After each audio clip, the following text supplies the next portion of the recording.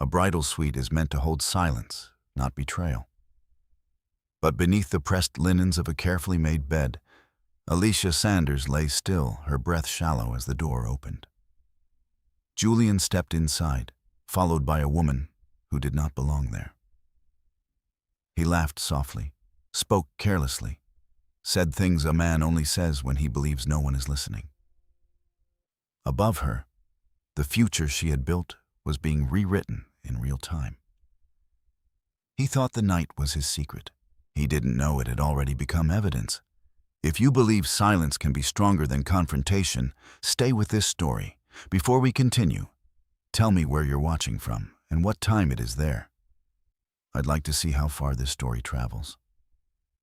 And if stories about truth, dignity, and quiet justice matter to you, consider subscribing so you don't miss what comes next. In Boston, where winter light lingered on glass buildings and long commutes carved out quiet hours for thinking,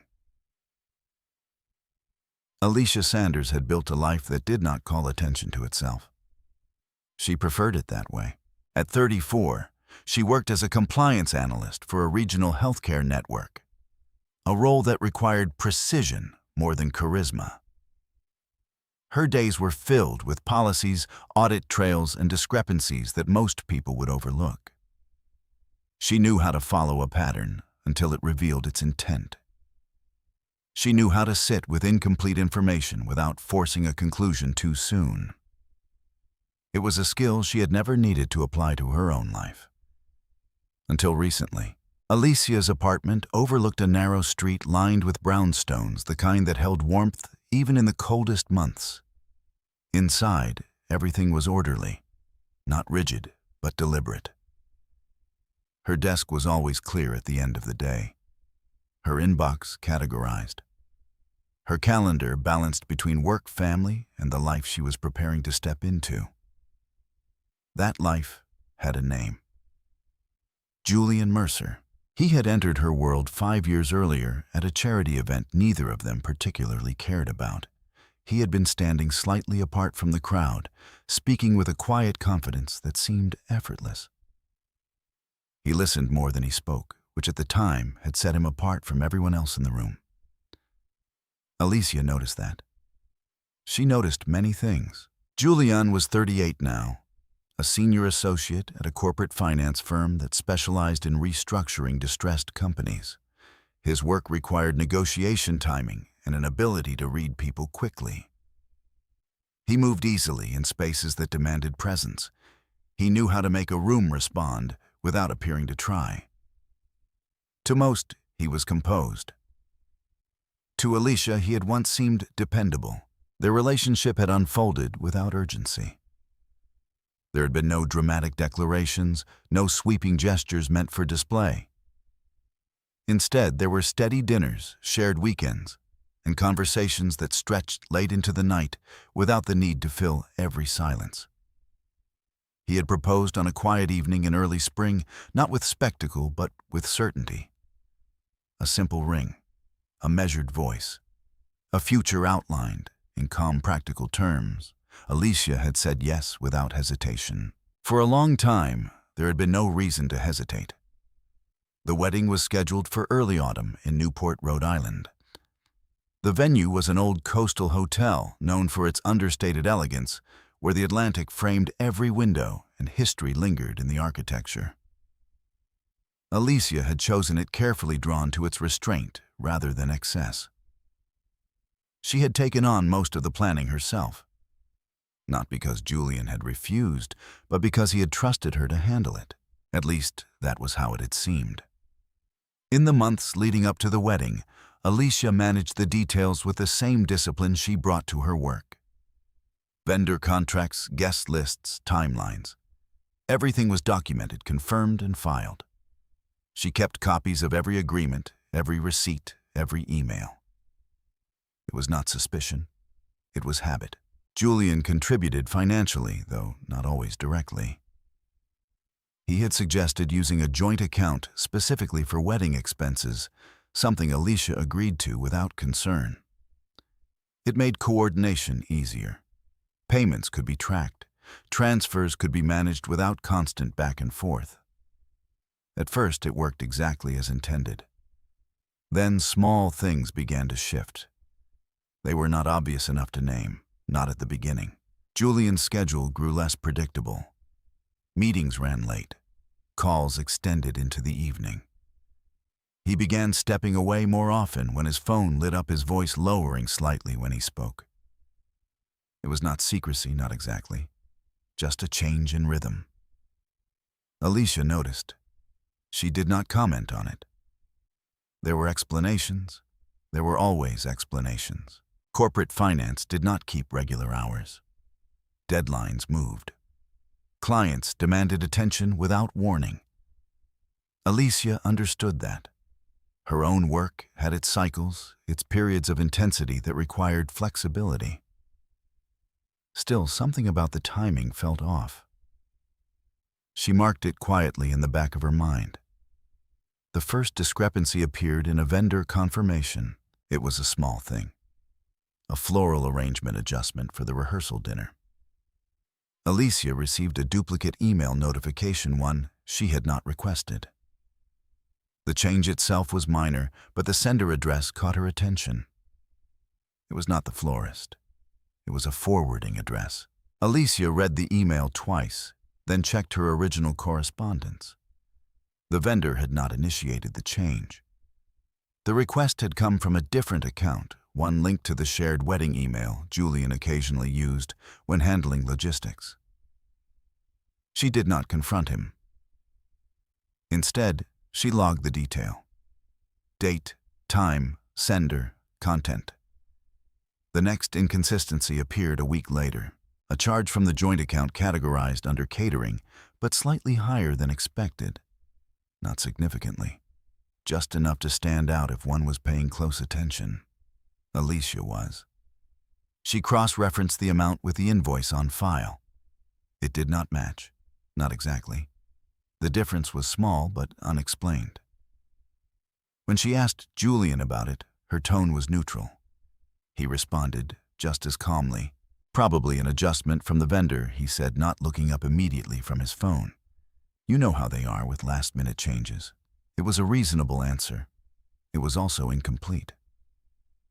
Alicia nodded, letting the conversation end there. That night, after Julian had gone to bed, she opened her laptop and reviewed the account history again. She traced the transaction through its metadata, noting the timestamp, the routing, the authorization method. It had not been initiated by the vendor. It had been authorized manually, from Julian's device. She did not draw a conclusion. Not yet. Instead, she created a folder, private, organized, separate from everything else. Inside it, she saved copies of the email's screenshots of the transactions and a simple document where she began to record observations. No assumptions, just facts. She had learned through years of compliance work that patterns revealed themselves over time. Isolated events could be explained. Repeated ones required attention. Over the next 2 weeks, the pattern began to take shape. Julian's phone usage increased, particularly late at night. He started stepping onto the balcony to take calls, even when the weather turned colder. His tone shifted slightly during those conversations, less measured, more relaxed, more familiar. Alicia noticed the difference. She also noticed the way he angled his screen away from her more often when texting. Not dramatically, not in a way that would raise immediate concern to anyone not already paying attention. But she was paying attention. The joint account reflected additional minor discrepancies, charges that aligned with legitimate vendors but did not match the agreed amounts, transfers that appeared routine but lacked clear documentation. Each one on its own was defensible. Together, they formed a pattern Alicia could not ignore. Still, she did not confront him. Confrontation, she knew, often led to denial before clarity. And denial could distort the truth before it fully emerged. She preferred clarity, so she waited. She continued planning the wedding. continued attending fittings, confirming guest accommodations, finalizing schedules. To anyone observing from the outside, nothing had changed. Inside, Alicia adjusted. Her observations became more precise, her records more detailed. She began backing up important files to a secure cloud account Julian did not have access to. She updated her personal passwords, not out of fear, but as a precaution. Control for Alicia was never about dominance. It was about preparation. One evening, as they sat across from each other at dinner, Julian spoke about the future in the same steady tone he had always used. Their plans, their timeline, the life they would build once the wedding was over. Alicia listened. She watched the way his expression remained composed, the way his words aligned perfectly with expectation. Nothing in his demeanor suggested conflict, nothing except the details she had already recorded. When the conversation paused, Julian reached for her hand. "Everything's on track," he said. "Just a few more weeks." Alicia nodded. "Just a few more weeks," she echoed. Her voice was even, unchanged. But in the quiet space between his certainty and her response, something had already shifted. Not visibly, not yet, but enough. Enough for Alicia to understand that whatever truth was unfolding, it would not arrive all at once. It would reveal itself in fragments, and she would be there for each one. Patterns rarely announced themselves. They formed quietly in the margins of routine, where small inconsistencies gathered without demanding immediate attention. Alicia had spent years learning to recognize that space, the narrow distance between what appeared normal and what could not be explained. Now she was standing inside it. The next discrepancy did not come from a charge or a forwarded email. It came from absence. A vendor Alicia had been working with for months, a catering coordinator named Ethan Caldwell, called her directly late on a Thursday afternoon. His tone was polite, but there was a hesitation beneath it, the kind professionals used when something did not align. "I just wanted to confirm tomorrow's revised delivery window," he said. Alicia paused. "Revised? Yes," Ethan replied, a slight shift in his voice. "We received an update yesterday. Adjusted timing for the rehearsal dinner setup. I assumed it came from you." Alicia glanced at her calendar. Nothing had been changed. "No," she said calmly. "I didn't send any revision." There was a brief silence on the line. "Oh," Ethan said carefully. "Then it must have been from Julian." The email came from the shared account. Alicia felt the information settle without movement. "Can you forward me the message?" she asked. "Of course." The call ended without urgency. There was no confrontation, no escalation, just a request answered as part of normal coordination. Within minutes, the email appeared in Alicia's inbox. She opened it slowly. The message was concise, professional. It referenced adjustments to timing and minor layout changes. Nothing inherently suspicious in its content. But the timestamp caught her attention. It had been sent late, well past midnight, from the shared account, authorized by Julian. Alicia did not react immediately.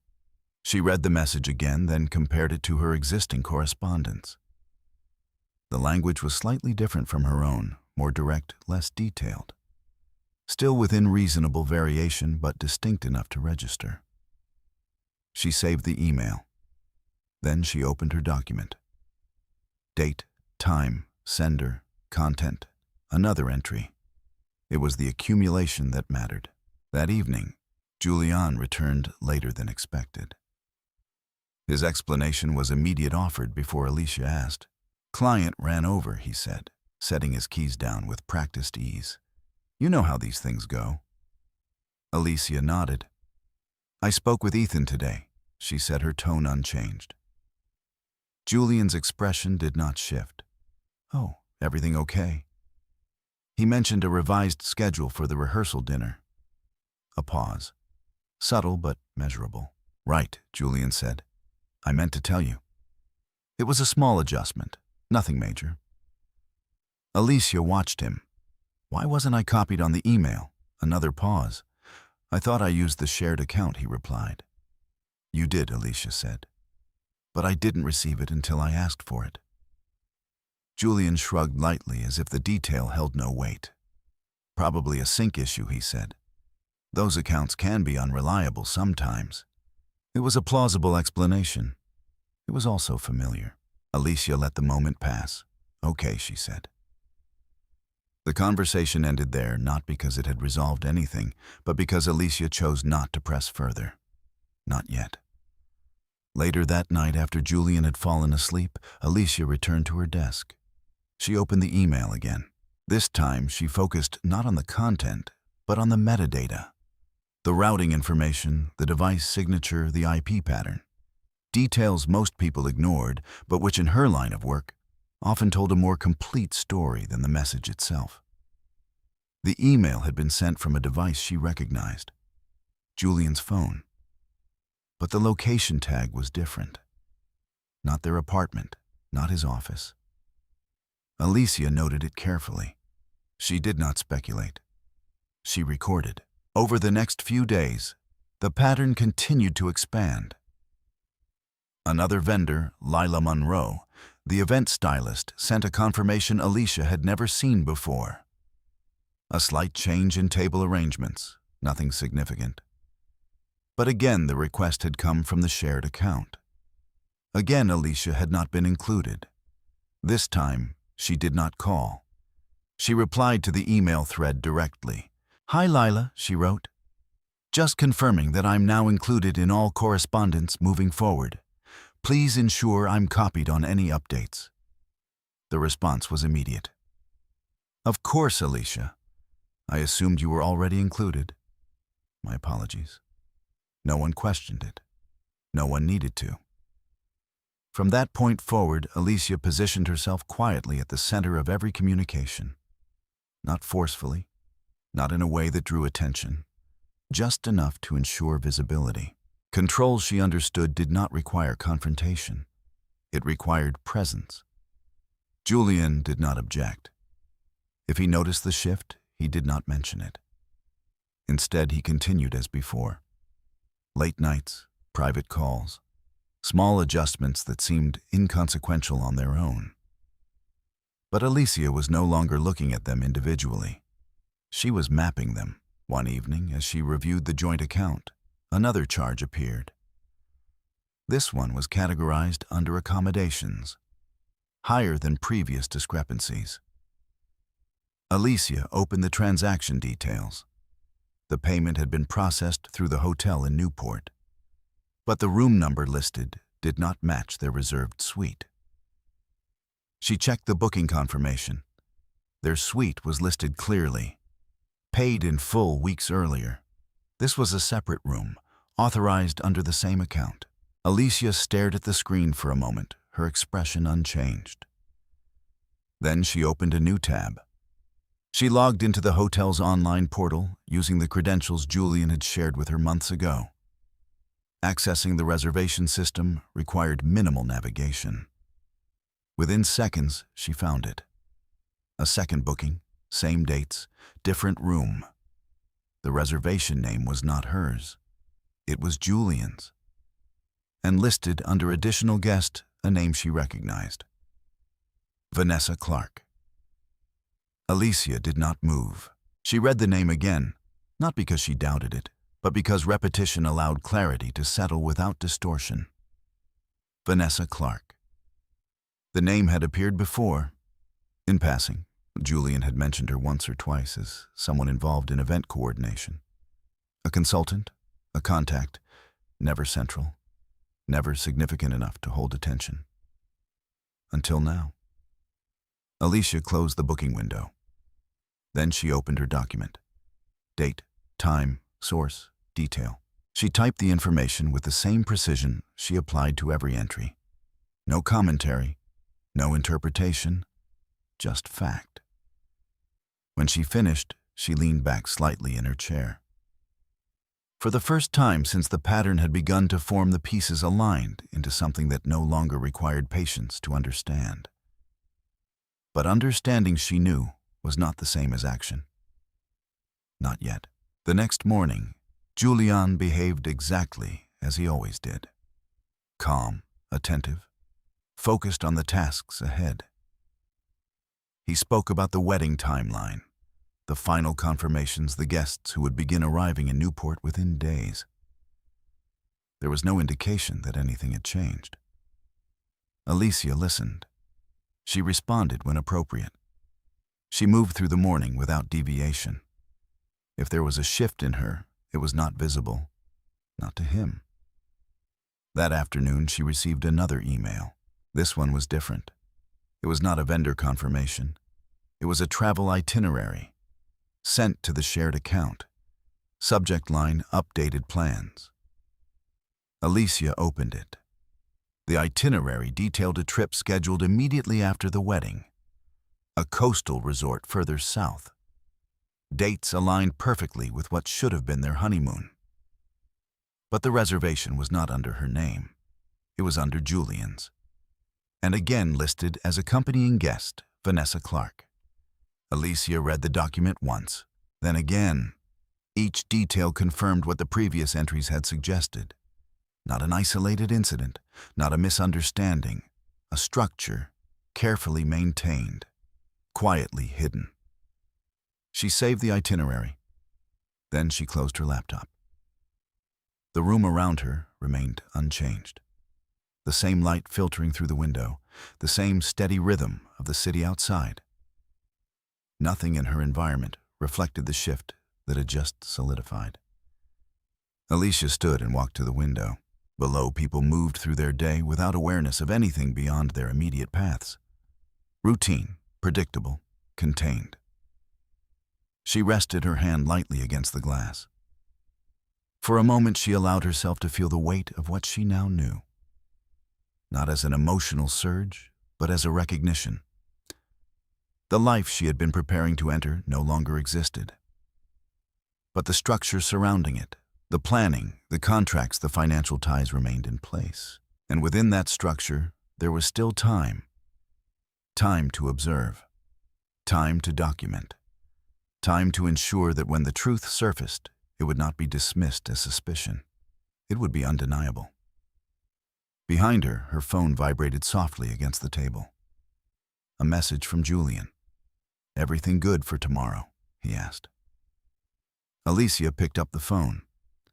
She looked at the screen for a moment, then typed her response. "Yes," she wrote, "everything is on schedule." She set the phone down. Her voice, when spoken aloud, would have sounded the same. Her expression, if anyone had been watching, would not have changed. But beneath that stillness, the direction had already shifted. Not away from the wedding, not yet, but towards something Julian had not anticipated. Something he could not adjust for, because he still believed the details belonged to him, and he had not yet realized that Alicia had already begun collecting them. By the time Alicia arrived in Newport, the air had already shifted. It was not something others would have noticed. To the staff preparing the ballroom, to the early guests checking into their rooms, to the florist arranging stems beneath soft chandeliers, everything was proceeding exactly as planned. But Alicia moved through the space differently. Not slower, not hesitant, just aware. The hotel stood against the coastline, with a kind of quiet confidence that came from age. Polished floors, high ceilings, windows that opened toward the Atlantic where the horizon remained steady, regardless of what unfolded inside. It was the kind of place designed to hold celebrations without interruption. Alicia had chosen it for that reason. Now she saw it for what it also offered: structure, visibility, records. She checked into the suite reserved for her and Julian shortly after noon. The room was exactly as she remembered from their initial visit months earlier.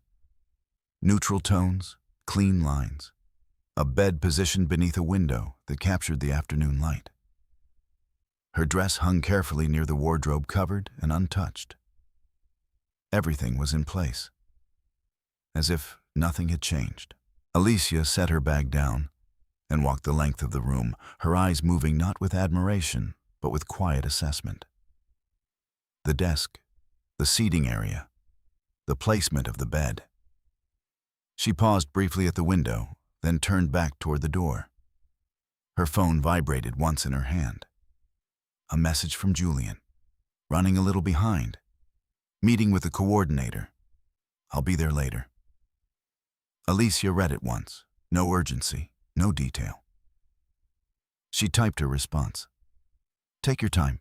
Then, she placed the phone on the table. There were still several hours before the evening's scheduled rehearsal dinner. Enough time for final checks. Enough time for last-minute adjustments. Enough time. Alicia opened her laptop and reviewed the documents she had already compiled.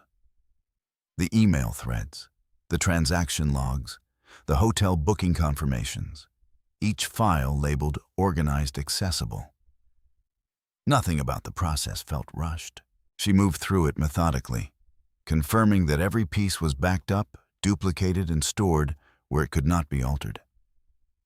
Then she closed the laptop. The room was quiet. Too quiet. Alicia stood still for a moment, listening not for sound, but for absence. The absence of explanation. The absence of alignment between what had been said and what had been documented. It was enough. She reached for her bag and removed a small notebook. Not for planning, not for the wedding, for observation. She wrote a single line. Second room, same dates, same account. Then she closed it. The decision to return later had not been planned in advance. It emerged from the same place all her previous decisions had come from: pattern recognition. Timing.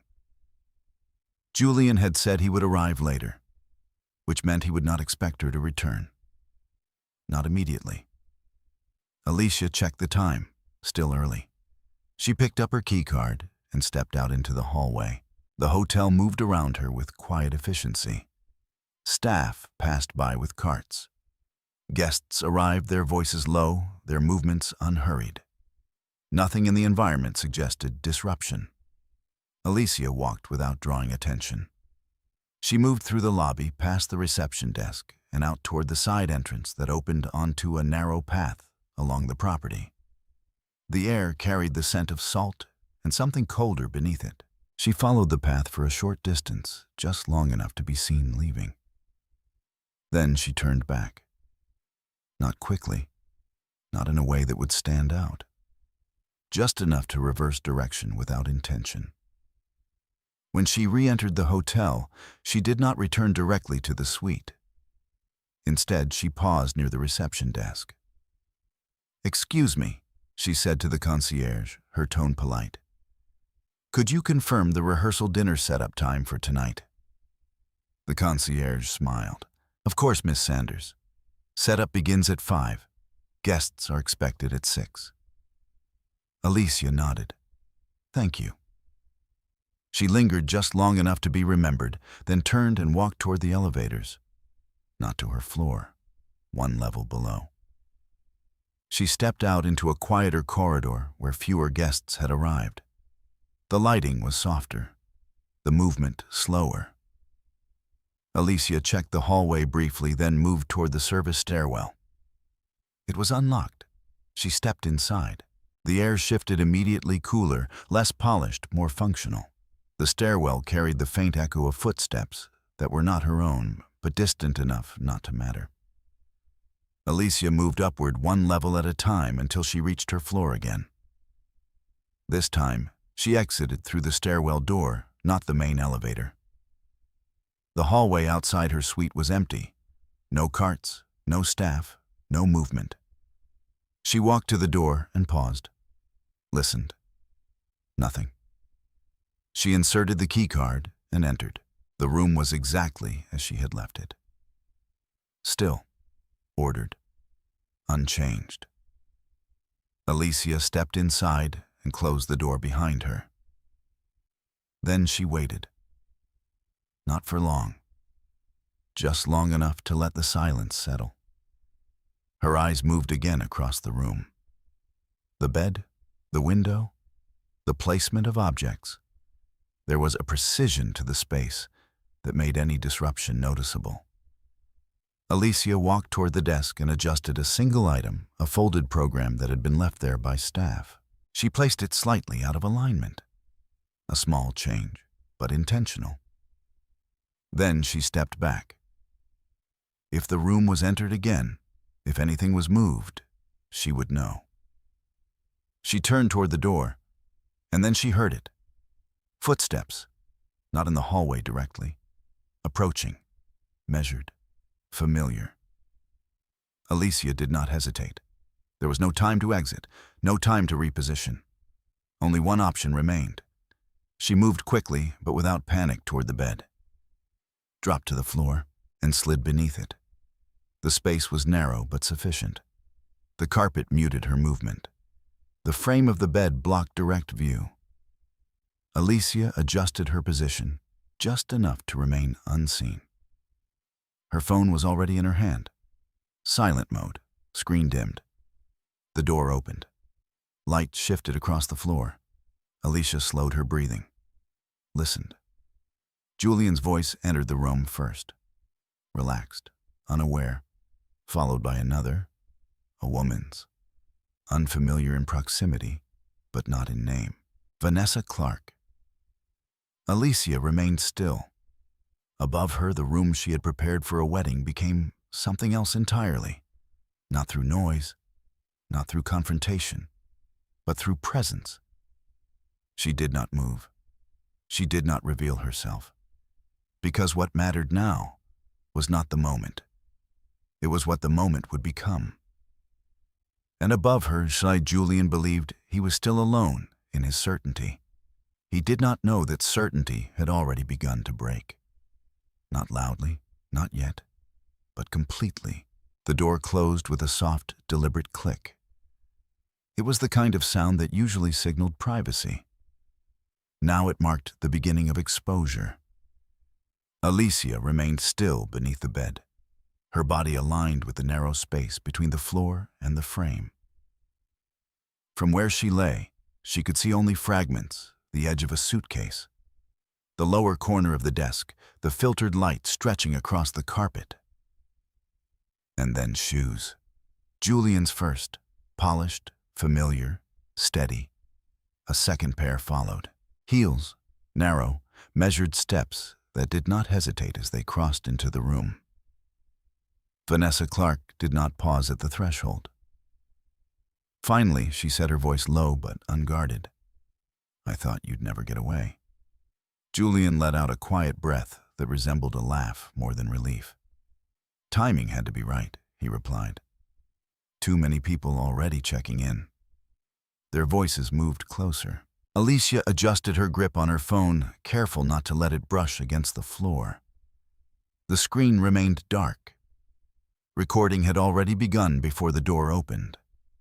She had not planned it, but she had anticipated something. Above her, fabric shifted, the faint rustle of movement as Julian set something down. "You booked this under your name?" Vanessa asked. "Had to," Julian said. Couldn't risk using anything tied directly to her. Alicia did not react. She listened, and the account Vanessa continued. "Same one," he answered. "It all runs through the wedding anyway. No one's going to question a few adjustments." Vanessa gave a short, almost amused exhale. "You're confident?" Julian moved again. A chair slid slightly across the floor. "I'm careful," he said. There was a difference. Alicia registered it. Careful suggested awareness, control, a belief that every variable had already been considered. It was not the same as being right. Careful doesn't always mean invisible, Vanessa said, echoing the distinction without realizing it. Julian did not respond immediately. Then, more quietly, "It's worked so far." A pause followed. Not long. Just enough for Alicia to feel the shift in tone. Vanessa's steps moved closer to the bed. Her heels stopped within Alicia's line of sight. The light changed slightly as her shadow crossed the floor. "And after tomorrow?" Vanessa asked. Julian's answer came without hesitation. "Nothing changes." Another pause. "Except everything Vanessa said." Julian exhaled again, this time less amused. "I marry Alicia," he said. "We go through the motions. It keeps everything stable." "And me?" There was no softness in the question. Julian stepped closer. Alicia could hear the subtle shift in his weight. "You already know," he said. "We've talked about this." Vanessa did not move. "Say it again," she said. Julian's voice lowered. "We don't draw attention," he replied. "Not now. Not until everything is settled."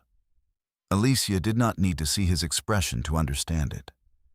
The tone was controlled, reassuring, designed to maintain alignment without offering clarity. "And the trip?" Vanessa pressed. "It's booked," Julian said. "Same plan, just not publicly." Alicia's fingers tightened slightly around her phone. The itinerary she had already seen now had context. Vanessa shifted again, the angle of her feet changing. "And Alicia?" she asked. This time Julian hesitated. It was brief, but measurable. "She doesn't look that closely," he said. The sentence landed without emphasis, without doubt. It was not said as an insult. It was said as a fact. Alicia did not move. Her breathing remained steady, though the space around her seemed smaller now. The air denser with each word spoken above. Vanessa let out a quiet sound that could have been agreement. "She trusts you," she said. Julian did not deny it. "That makes things easier."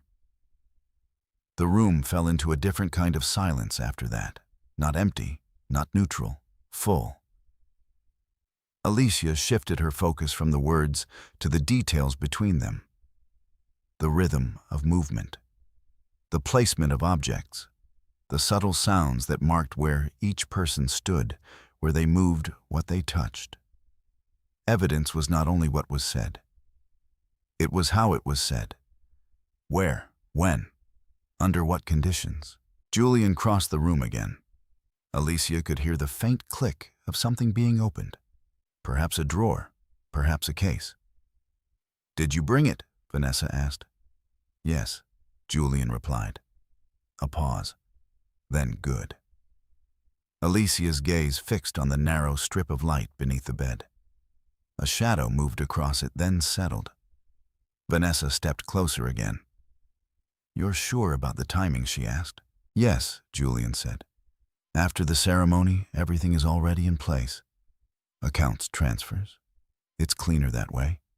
Cleaner. The word lingered. Alicia felt it settle into the growing structure forming in her mind.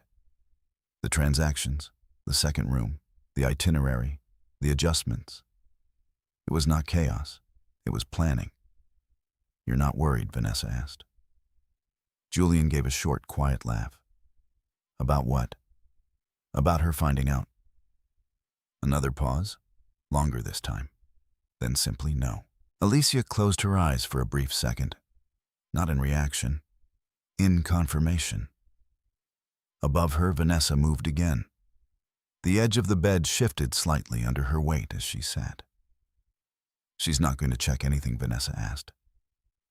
Julian's answer came quickly. "She won't need to," he said. "Everything looks right."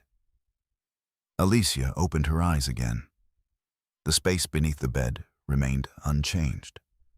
The same narrow frame, the same filtered light, the same controlled stillness. "Everything looks right." She repeated the phrase silently, not as agreement, but as reference. Above her, Julian's footsteps moved toward the window. The sound of curtains shifting. A brief pause. "People are starting to arrive," he said. Vanessa stood. Her heels moved again across the floor. "Then we should go," she replied. Julian did not answer immediately. Alicia heard the soft movement of fabric, the subtle proximity between them. "Then tonight doesn't change anything," he said. Vanessa's response was quieter. It already has. There was no argument, no denial, just the recognition of something neither of them chose to define. Julian moved toward the door. The sound of keys. The faint metallic click of a lock being disengaged. Vanessa followed. Before the door opened, she spoke once more. "You're certain she won't be here?" Julian's answer came with the same calm certainty as before. "She won't." The door opened. Light shifted again, then closed. Silence returned. Not the same silence as before. This one carried weight. Alicia remained where she was for several seconds after the room emptied. Not out of fear, not out of hesitation, out of discipline. Only when the absence of sound confirmed itself did she move. Slowly, carefully. She slid out from beneath the bed, her movements controlled, deliberate. When she stood, the room appeared exactly as it had when she entered. Ordered, undisturbed, except it wasn't. Alicia looked around, her gaze moving across the same objects she had assessed earlier. The desk, the chair, the bed. Nothing visibly out of place. But everything now understood. She lifted her phone. The recording continued. She stopped it, saved the file, backed it up immediately. Cloud, secondary account, time-stamped, unaltered. Then she stood still for a moment, the phone still in her hand. Not thinking, not reacting, just allowing the information to settle into structure. Julian had believed the room was private. He had believed the timing was controlled. He had believed Alicia would not be present. Each belief had been precise. Each one had been wrong.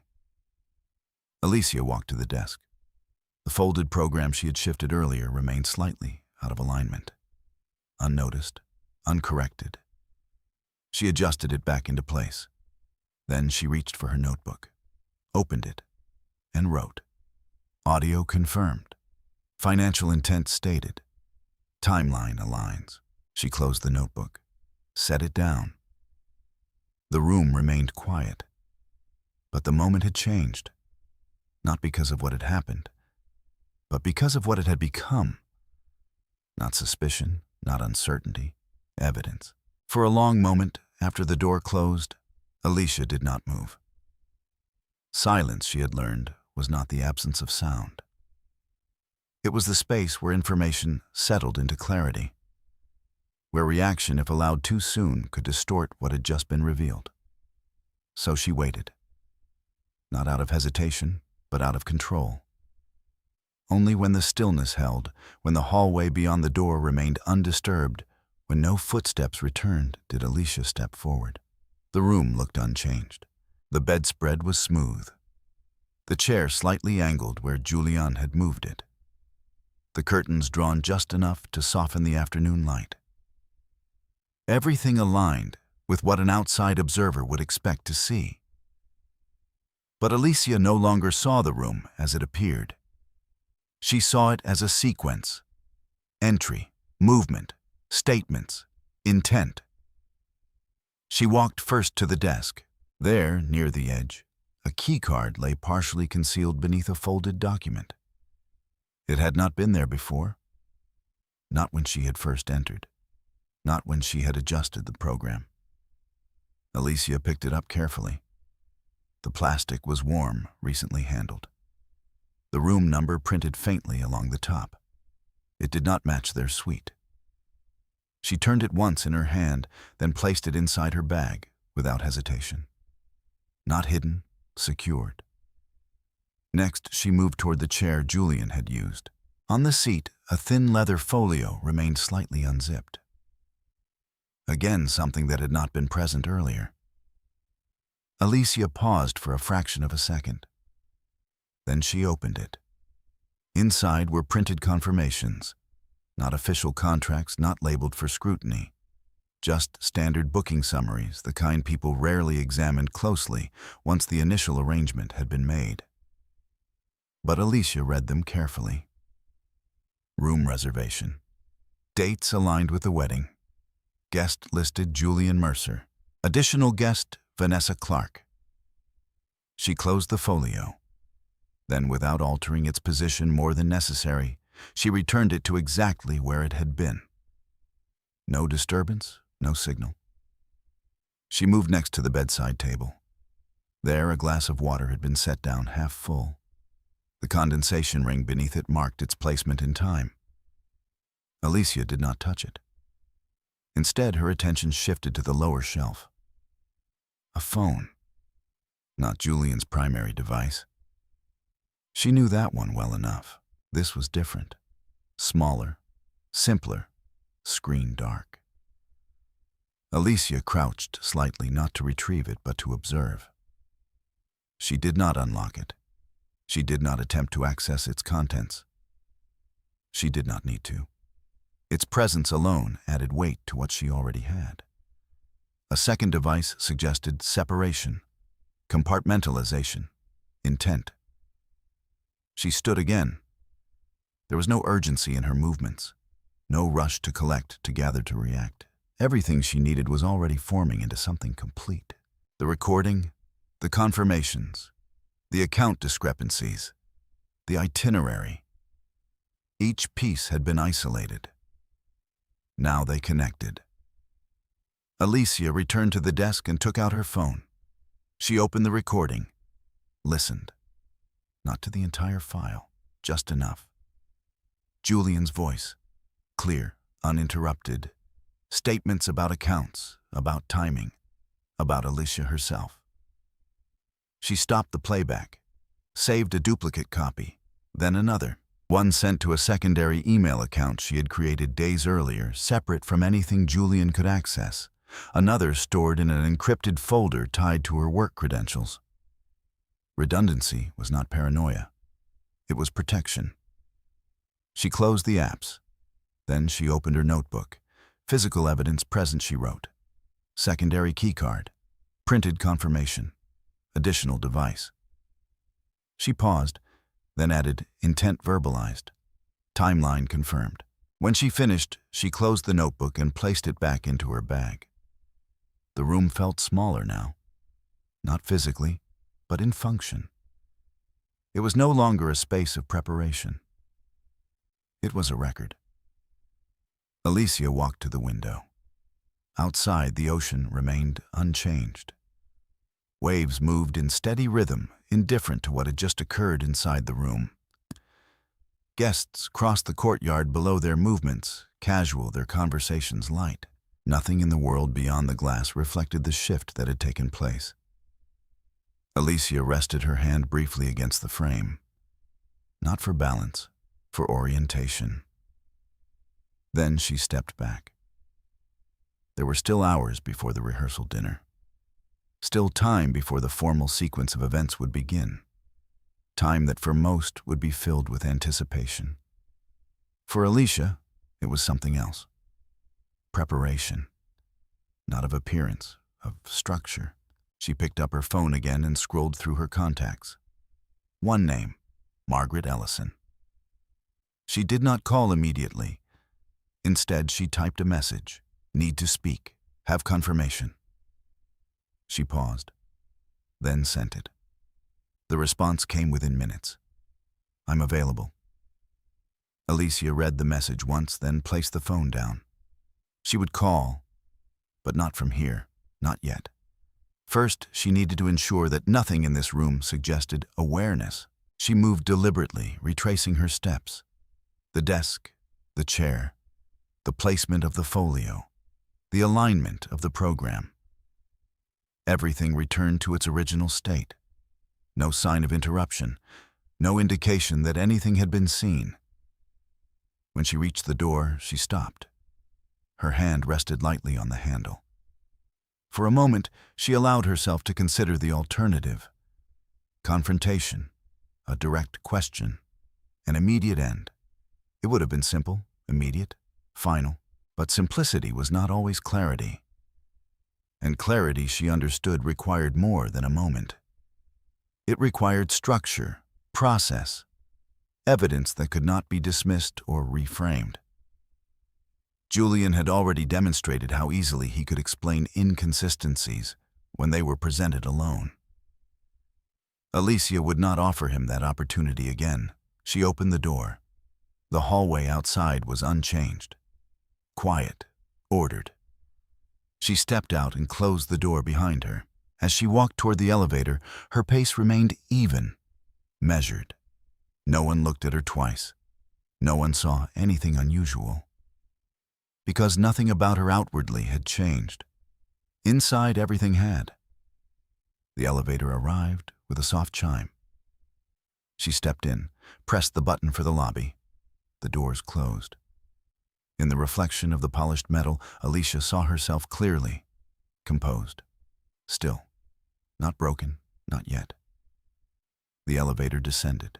When the doors opened again, the lobby welcomed her with the same calm efficiency it had earlier. Guests moved in and out. Staff coordinated arrivals. Conversations filled the space without wait. Alicia crossed the floor without hesitation. At the far end of the lobby, near a row of windows overlooking the water, she found a quiet corner. There, she took out her phone, dialed. Margaret answered on the second ring. "Alicia." "I have what we need," Alicia said. Her voice was steady, clear. On the other end, Margaret did not ask for explanation. "Then we proceed carefully," she replied.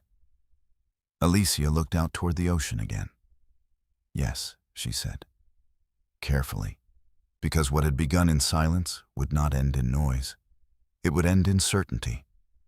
And Julian, still moving through the hotel, unaware, still believing the structure he had built remained intact, had not yet realized that every part of it had already been seen. Documented, secured. Not as suspicion, not as doubt, but as fact. Margaret Ellison did not waste words. She never had. When Alicia stepped into the quiet lounge just off the main lobby, the older woman was already seated near the window, a slim folder resting on the table in front of her. Margaret had arrived without drawing attention. Dressed in the same understated way, she always had neutral tones, clean lines, nothing that demanded recognition, but everything that signaled authority to those who knew how to read it. Alicia approached without hesitation. Margaret looked up once, her expression steady, observant. "You found more," she said. It was not a question. Alicia sat down across from her. "Yes, no elaboration." Margaret nodded slightly, then gestured toward the chair. "Start from the moment it changed," she said. Alicia did not rush. She spoke in sequence, not emotionally, not interpretively, just facts. "The second room was confirmed under Julian's name," she began. "Same dates, same hotel, linked to the same account." Margaret listened without interruption. "I returned to the suite earlier than expected." Alicia continued. "He entered the room with Vanessa Clark. They spoke openly. I recorded the entire conversation." Margaret's gaze sharpened, but her posture did not change. "What did he say?" Alicia reached into her bag and placed her phone on the table. She did not play the entire recording, just a segment. Julian's voice filled the small space between them. "It all runs through the wedding anyway. No one's going to question a few adjustments." Margaret raised a hand slightly. "Enough," she said. Alicia stopped the playback. Silence returned. Margaret leaned back a fraction, her eyes narrowing just enough to indicate assessment. "He referenced financial movement tied to the wedding account," she said. "Yes." "And he acknowledged intent." "Yes." Margaret folded her hands. "Good." The word was not approving. It was precise. "What else?" she asked. Alicia outlined the rest, the printed confirmations, the secondary keycard, the additional device, the itinerary for the post-wedding trip. Each detail presented in order, without emphasis, without speculation. Margaret did not interrupt. When Alicia finished, the older woman remained still for several seconds, not thinking, calculating. "Do you have copies of everything?" she asked. "Yes. Backups multiple." Margaret nodded once. "Then we're not reacting," she said. "We're structuring." Alicia held her gaze. "What does that mean?" It means Margaret replied, "We don't confront him yet. We don't disrupt the sequence. We allow him to continue under the assumption that nothing has changed." Alicia did not question it. Why, she asked. "Because right now Margaret said he believes he's in control of the timing. That gives us an advantage. If you confront him now, he'll deny, minimize, or reframe. And he'll have time to adjust." Alicia nodded slightly. "That's what he's done before?" "Yes," Margaret said. "But now he doesn't know what you know." She leaned forward slightly, her voice lowering. "We use that." Alicia's expression did not change. How Margaret opened the folder in front of her. Inside were blank legal templates, standard forms, and a few documents Alicia recognized from previous consultations. Protective financial notices, account flags, preliminary filings that could be activated quickly if needed. "We secure the financial side first," Margaret said, quietly. Alicia listened.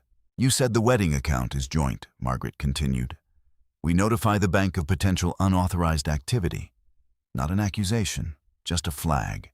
It limits further movement without triggering immediate investigation." "And Julian?" "He won't be notified directly," Margaret said. "Not yet. It will appear as a routine review." Alicia considered that. "And the vendors?" she asked.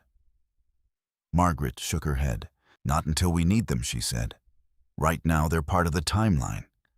If we involve them too early, word spreads. We lose control of the narrative." Alicia understood. Control was not about silence. It was about sequence. Margaret closed the folder halfway, leaving it open enough to reference. "The recording is important," she said. "But it's not everything. It supports the financial evidence. It doesn't replace it." Alicia nodded. "I know." "Good," Margaret said. "Because this isn't about proving he was unfaithful." Alicia met her eyes. "It's about proving intent," Margaret continued.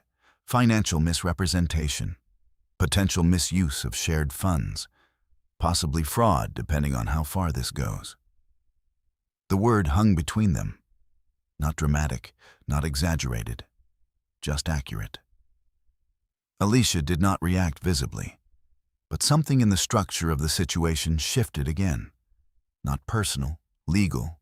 That's why we don't rush," Margaret said. "We build it correctly." Alicia leaned back slightly. "And the wedding?" she asked. Margaret's expression remained unchanged. "We proceed," she said. Alicia held her gaze. "Why?" "Because the setting matters," Margaret replied.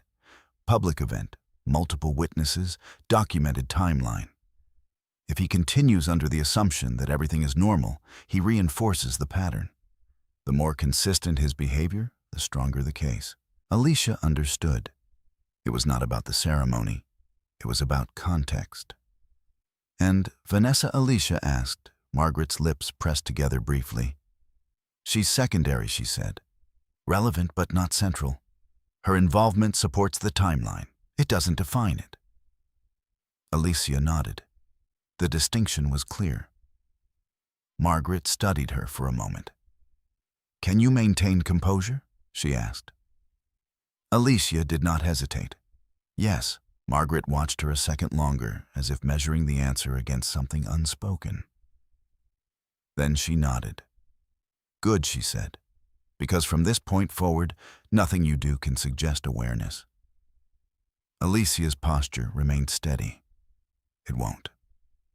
Margaret reached into the folder and removed a single document. "Sign this," she said, sliding it across the table. Alicia glanced down. A preliminary authorization.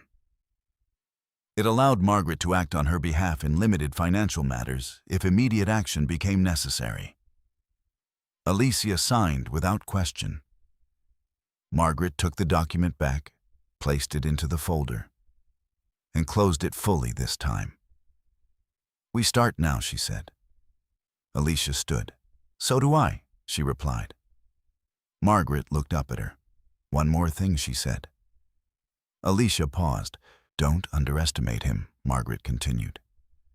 He's careful, as you said. That means he's observant. If anything shifts too quickly, he'll notice.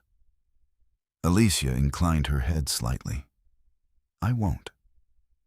Margaret's expression softened just enough to register as acknowledgement. Then we'll talk again tonight, she said, after the rehearsal dinner. Alicia nodded once. Then she turned and walked back into the main lobby. The space had filled slightly in the time she had been away. More guests, more movement. Conversations layered over one another in a steady, controlled hum. Everything looked exactly as it should. Julian stood near the far end of the room, speaking with the event coordinator. His posture was relaxed, his gestures measured, his expression composed. From a distance, he appeared exactly as he always had. In control. Alicia approached without hesitation. When he saw her, he smiled. There you are, he said. I was starting to think you got lost. Alicia returned the smile. I stepped out for a bit, she said. Julian nodded. Everything ready for tonight, he asked. Alicia met his eyes. Yes, she said. Everything is in place. Julian seemed satisfied. Good, he replied. He turned back to the coordinator, continuing the conversation without pause. Alicia stood beside him, her presence seamless within the scene. Nothing in her posture suggested change. Nothing in her voice indicated what she knew. Because what mattered now was not what had been discovered. It was what would be done with it.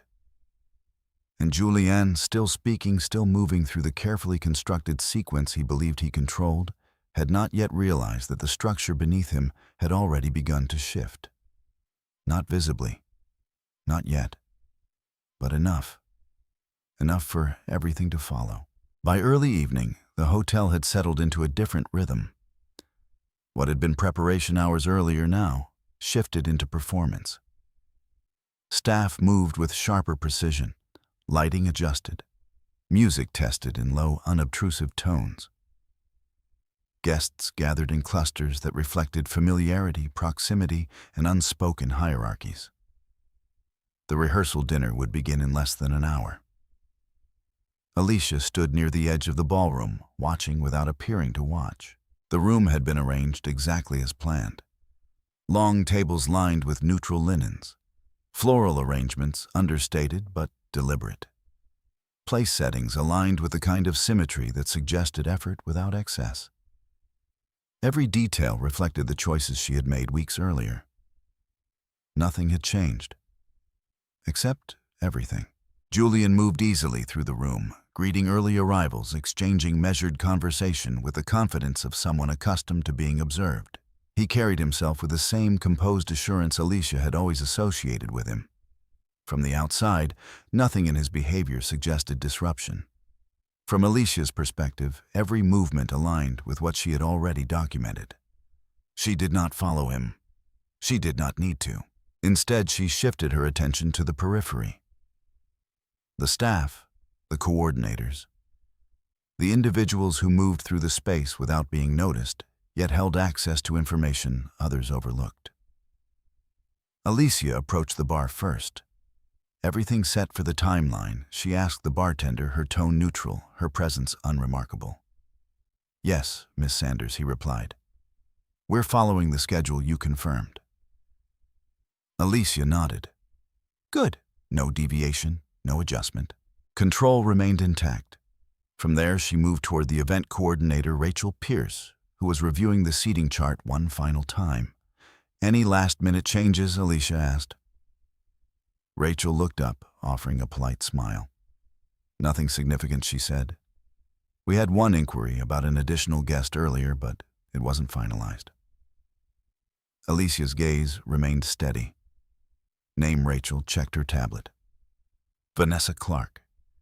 The confirmation landed without visible reaction, and Alicia asked. She wasn't added to the official list, Rachel said. Mr. Mercer mentioned she might stop by briefly, but nothing formal. Alicia inclined her head slightly. That's fine, she said. Keep the seating as planned. Rachel nodded. Of course. Alicia stepped away. No confrontation, no correction, just alignment. Vanessa's presence was already accounted for, documented, expected. Alicia moved toward the far end of the room where the entrance corridor connected the ballroom to the main lobby. From this vantage point, she could see both the arrivals and the interior without drawing attention to herself. Time passed without urgency. Guests arrived in measured intervals. Conversations built gradually, the volume rising just enough to fill the space without overwhelming it. Julian continued to move through the room, his attention distributed evenly. He paused occasionally to check his phone, his expression unchanged each time. At 5:42 p.m., Alicia noticed the shift. Not in Julian. In the corridor. Vanessa Clark appeared at the entrance. She was dressed appropriately for the setting, nothing that would draw immediate scrutiny. Her posture was composed, her expression neutral, as if she belonged there. As if she had always been part of the sequence. Alicia did not move. She watched. Vanessa paused briefly, scanning the room. Her gaze moved quickly, efficiently, locating Julian within seconds. Their eyes met, a fraction of a second. Then Julian looked away first. The gesture was subtle, but it was enough. Vanessa adjusted her path, moving not toward him directly, but along the perimeter of the room. Her trajectory intersected with the bar, where she ordered a drink with casual familiarity. No introduction, no acknowledgement. Nothing that would disrupt the appearance of separation. Alicia noted the timing, the positioning, the deliberate distance. Everything aligned with what she had already recorded. Nothing new, which in itself confirmed consistency. Alicia turned slightly, shifting her position to maintain visibility without proximity. Across the room, Julian continued speaking with a group of guests, his posture unchanged, his gestures controlled. If he was aware of Vanessa's presence, he did not show it. Not here, not yet. Alicia allowed the scene to unfold. 5 minutes passed, then 10. Vanessa remained near the bar, her attention divided between her phone and the room. She did not approach Julian again. At 6:03 p.m., the coordinator signaled the transition. Guests were guided toward their seats. Conversations softened into structured interaction. The event moved forward exactly as scheduled. Alicia took her place at the head table. Julian joined her moments later. "You look good," he said quietly, as if nothing else existed beyond the immediate moment. Alicia met his gaze. "Thank you." Her voice carried no weight beyond the words themselves. Julian seemed satisfied. "Ready?" he asked. Alicia nodded. "Yes." The dinner began. Courses were served with precision. Speeches followed in measured sequence. Laughter surfaced at appropriate moments, rising and falling in controlled waves. From the outside, the evening held. From Alicia's perspective, it revealed. Julian spoke when expected. He thanked the guests, acknowledged the effort behind the event, referenced the future with the same composed certainty he had maintained all day. Nothing in his words contradicted what he had said privately. That more than anything mattered. Consistency. It reinforced intent. Alicia listened, not to the content, to the alignment. Across the room, Vanessa remained present but peripheral. She did not draw attention to herself. She did not disrupt the structure of the evening. She simply existed within it. As planned, as expected. At 6:47 p.m., Alicia excused herself briefly. No one questioned it. She moved through the corridor and into a quieter section of the hotel, where the noise of the ballroom softened into distance. There, she took out her phone. A message from Margaret waited. Bank notified, flag in place. No alerts triggered. Alicia read it once, then replied. Understood. The response came quickly. Continue as planned. Alicia closed the thread. The structure was holding, financial movement restricted, Evidence secured. Timeline intact. She returned to the ballroom without delay.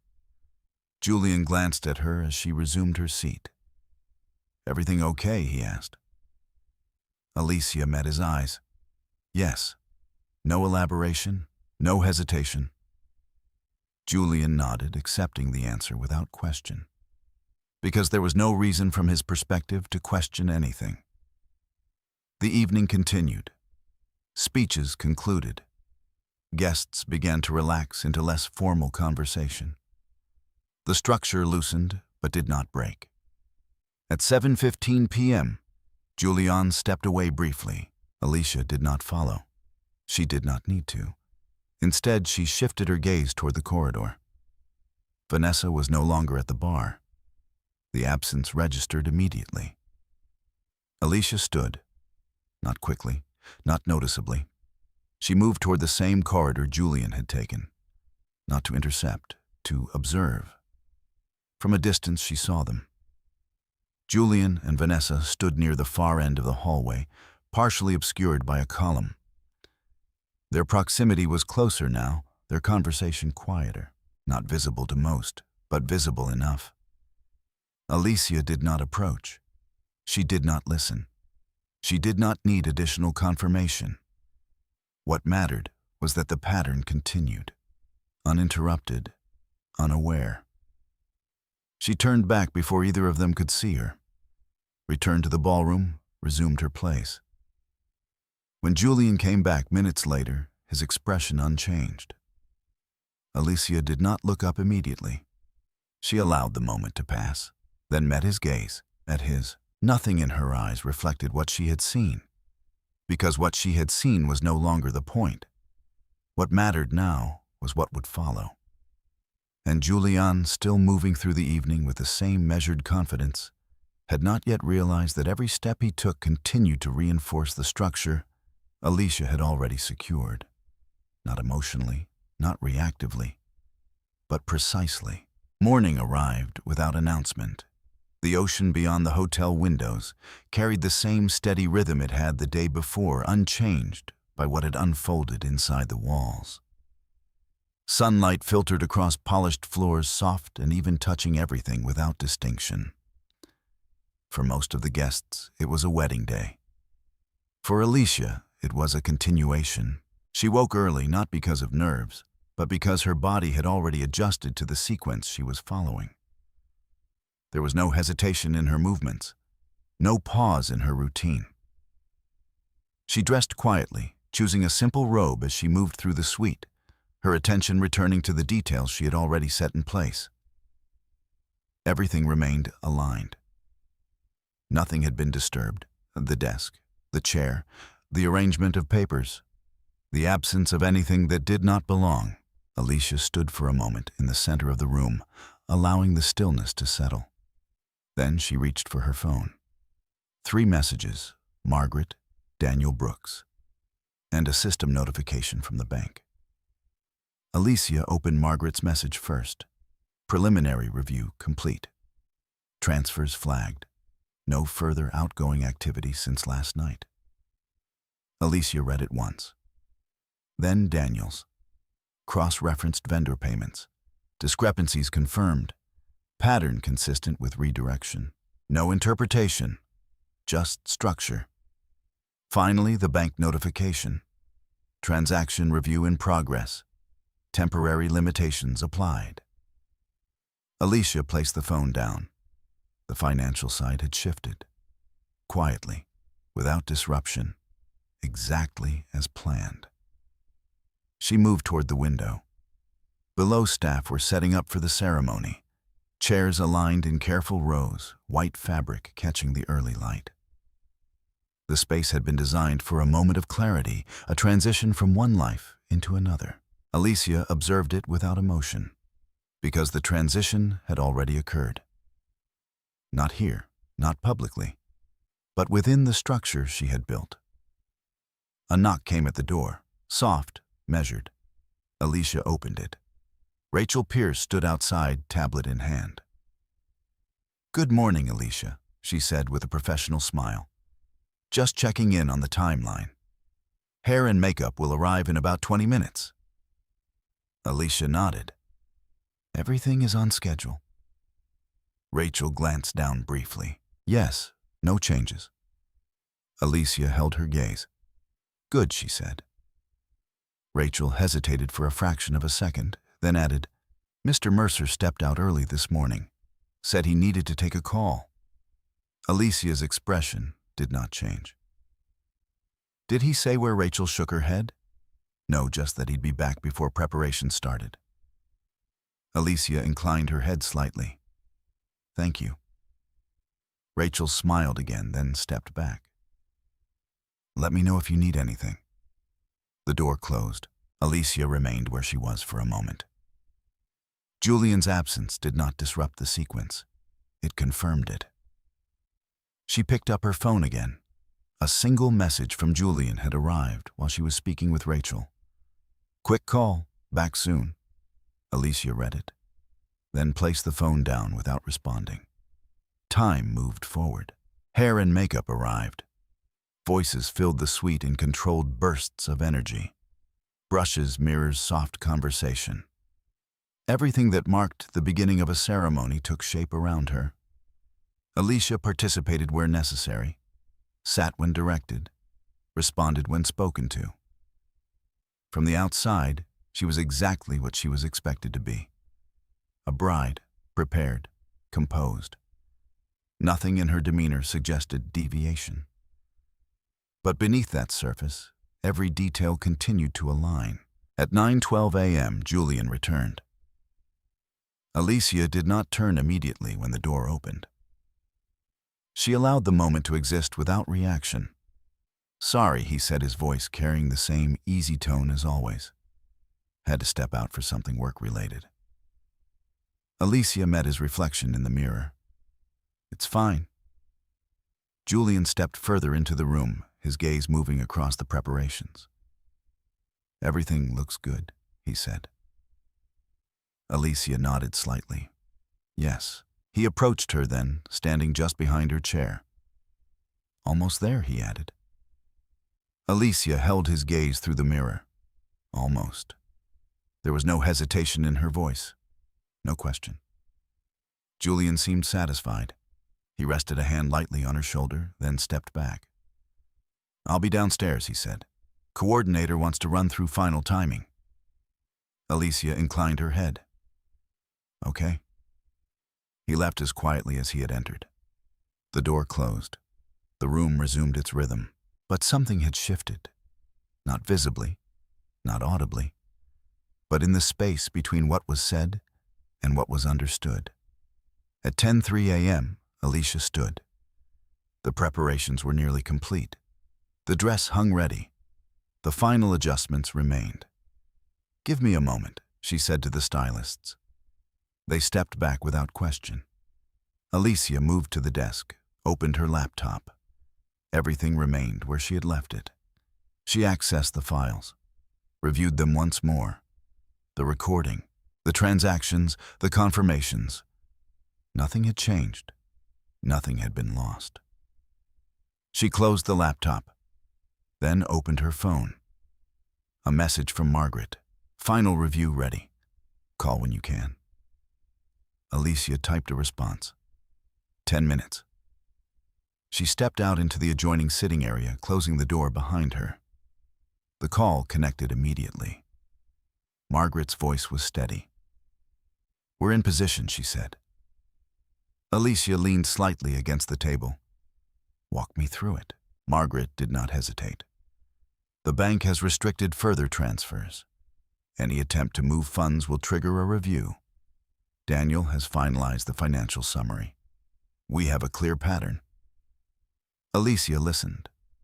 And the recording, she asked, supports intent, Margaret said. Combined with the financial evidence, it's sufficient. Alicia exhaled quietly, and timing Margaret paused. That's your decision, she said. We can act before the ceremony, or after. Alicia considered the options. Before would end it immediately. After would allow the sequence to complete. Publicly, documented, structured. What changes if we wait? Alicia asked. Margaret's answer was precise. He reinforces the pattern, she said. Every action taken under the assumption of control strengthens the case. Alicia looked toward the closed door, toward the room where everything had been prepared. Then we wait, she said. Margaret did not question it. Understood. The call ended. Alicia remained still for a moment.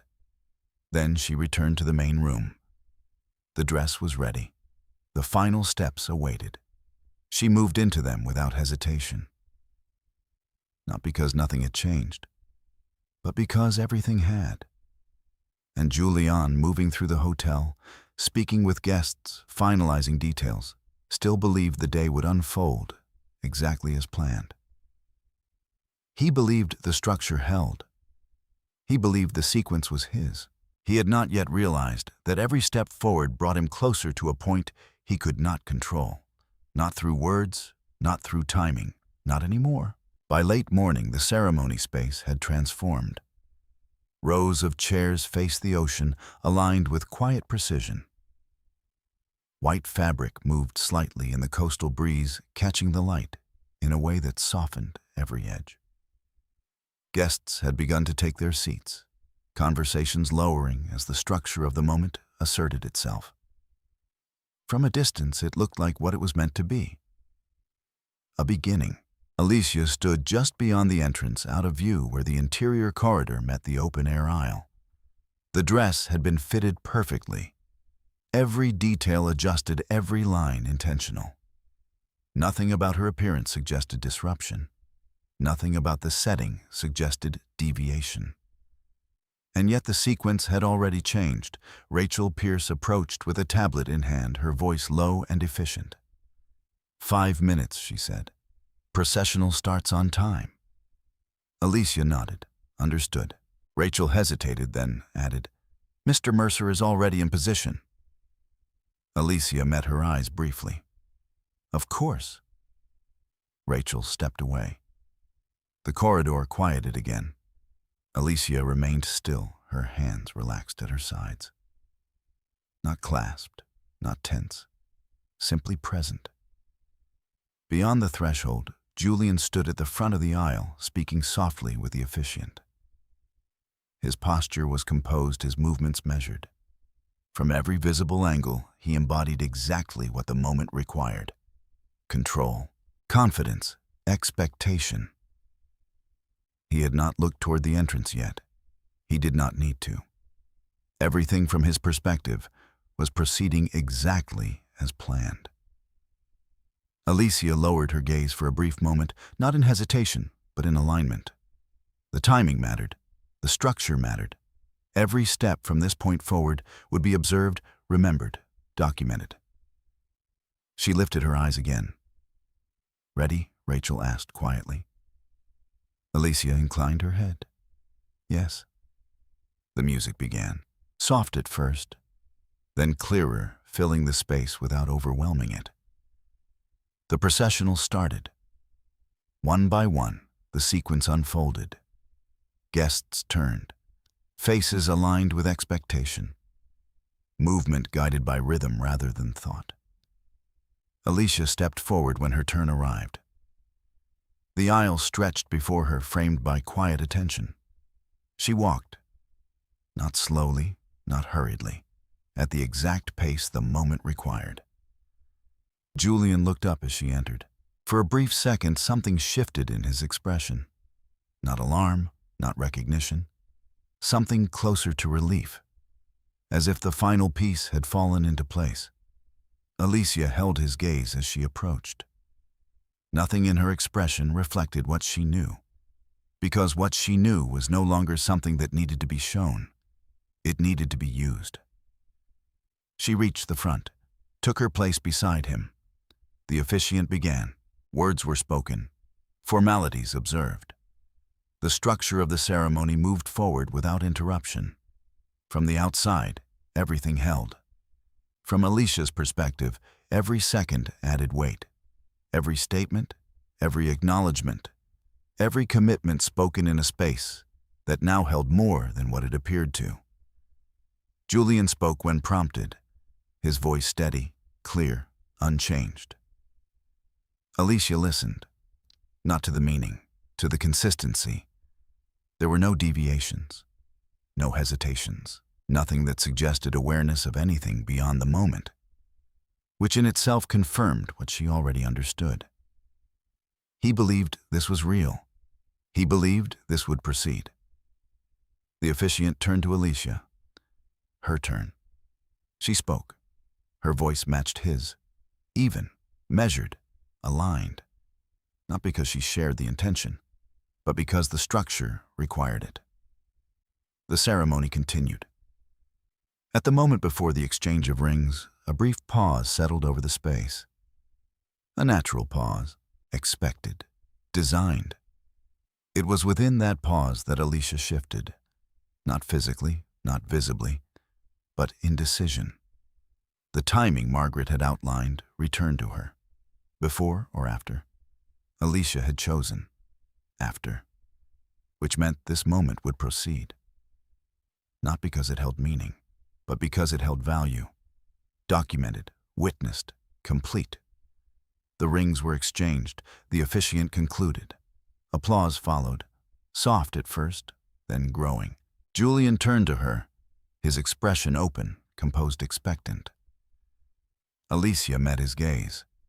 For a fraction of a second, the space between them held something unspoken. Then she turned slightly as directed. The ceremony concluded. Guests rose, movement resumed. The structure transitioned from formal to fluid. Julian reached for her hand.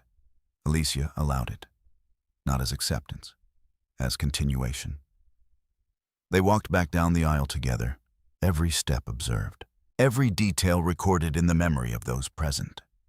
To anyone watching it was complete, a successful ceremony, a beginning. But Alicia understood something Julian did not. Completion did not mean conclusion. It meant transition. As they reached the end of the aisle, Rachel approached again. Photos first, she said. Then reception. Julian nodded. Perfect. Alicia inclined her head. Of course. The sequence continued. Photographs were taken, poses arranged, smiles held. Alicia moved through each instruction without deviation. Every image captured reflected what the event required. Nothing more, nothing less. Julian remained close, his demeanor unchanged. Confident, assured, unaware. At one point, as the photographer adjusted the angle, Julian leaned slightly closer. Everything went perfectly, he said quietly. Alicia did not turn. Yes, she replied. The word carried no weight beyond its structure. Julian seemed satisfied, because perfection in his understanding meant completion. He had not yet considered what followed. As the final photographs concluded, guests began moving toward the reception space. The energy shifted again, less formal, more relaxed, but still structured. Alicia stepped aside briefly as Rachel coordinated the transition. Her phone vibrated softly in her hand. A message from Margaret, ready when you are. Alicia read it, then looked up. Across the courtyard, Julian stood with a small group, his posture open, his gestures fluid. From every visible angle, he remained exactly who he had presented himself to be. Nothing in his behavior suggested change, because from his perspective, nothing had. Alicia typed a response. After reception begins. She sent it, then placed the phone back into her bag. Timing remained controlled, not rushed, not delayed, exact. She stepped forward again, rejoining the sequence as it moved toward the reception. The structure held. The day continued. And Julian, still moving within the pattern he believed he controlled, had not yet realized that the moment he considered an ending was in fact the point at which everything would begin to unravel. Not through confrontation, not through emotion, but through what had already been secured, and what would soon be placed in front of him. Not as accusation, but as fact. The reception began as if nothing had shifted. Glass doors opened from the courtyard into the main ballroom, and the sound inside carried a different weight than before. Music rose with intention now, not as background but as structure. Conversations expanded. Laughter came easier, less measured than during the ceremony. From the outside, the day had moved exactly as planned. From Alicia's perspective, it had moved exactly as needed. She entered beside Julian, their timing aligned with the flow of guests returning from the ceremony. Applause followed, not loud, not overwhelming, but present enough to mark the transition. Julian acknowledged it with a practiced nod, his hand still lightly at Alicia's back. Alicia did not resist. She did not lean in either. She simply moved forward. The head table had been repositioned, elevated slightly, offering a clear view of the room. It was not ostentatious, just enough to center attention when necessary. They took their seats. Rachel Pierce approached briefly, confirming the sequence once more. "Toasts in 20, she said quietly. "Dinner service already underway." Julian nodded. "Perfect." Alicia inclined her head. "Yes." Rachel stepped away. The room continued to fill. Staff moved with precision. Plates placed in coordinated motion glasses refilled without interruption. Every detail reflected the planning Alicia had overseen. Nothing had been altered, because nothing needed to be. The structure itself was already working in her favor. Alicia's attention shifted subtly, not to Julian, not to the immediate table, but to the edges of the room. To movement, to presence. Vanessa Clark stood near the far bar again, not hidden, not introduced, positioned just outside the central flow of attention. From there, she could see everything. Julian had not looked at her since entering the reception, not directly. But Alicia noted the absence as clearly as any gesture. Avoidance, when deliberate, was as measurable as contact. A server approached, placing a glass of water in front of Alicia. "Thank you," Alicia said softly. Her voice carried no strain, no shift. Because this moment, like the others before it, was not about reaction. It was about sequence. At 6:28 p.m., Margaret Ellison entered the ballroom. Not through the main doors, through the side corridor, unannounced, unremarked. She took a position near the back, partially obscured by a column her presence absorbed into the background of guests who were not central to the event. But Alicia saw her. Just once. A brief alignment of sight. No signal. No acknowledgement. None needed. The structure was in place. Across the room, Daniel Brooks stood near the same corridor, his posture casual, his presence indistinguishable from any other attendee. A drink in hand, a quiet observer. But Alicia recognized him. Another piece, another layer, not visible, but present. The toasts began. Julian's colleague spoke first, offering the expected remarks, professional admiration, personal anecdotes, the kind of narrative that framed Julian as steady, reliable, composed. Alicia listened, not to the praise, to the consistency. Every description aligned with the version of Julian that had been presented publicly. None of it contradicted what she had documented privately. That contrast more than anything mattered, because it established the gap between perception and fact. Alicia's friend Caroline Hayes spoke next. Her tone was warm, grounded, reflective. She spoke about Alicia's patience, her attention to detail, the way she approached decisions, not impulsively but with care. Alicia held her gaze briefly as Caroline spoke. No reaction, but something passed between them. Not knowledge, recognition, Caroline concluded. Applause followed. The sequence continued. Julian stood for his turn. The room quieted slightly. He spoke with the same measured cadence Alicia had heard for years. Gratitude, acknowledgement, a future outlined in calm, practical language. Nothing in his words suggested deviation. Nothing in his tone suggested hesitation. Alicia listened, not for meaning, for alignment. Everything matched, everything reinforced. And with each word, the structure he believed he was strengthening became something else entirely. Documented, witnessed, fixed. When Julian finished, he turned slightly toward Alicia, his expression open, expectant. Her turn. Alicia stood. The room shifted. Not dramatically, but enough. She did not rush. She did not linger. She simply stood. Her gaze moved across the room.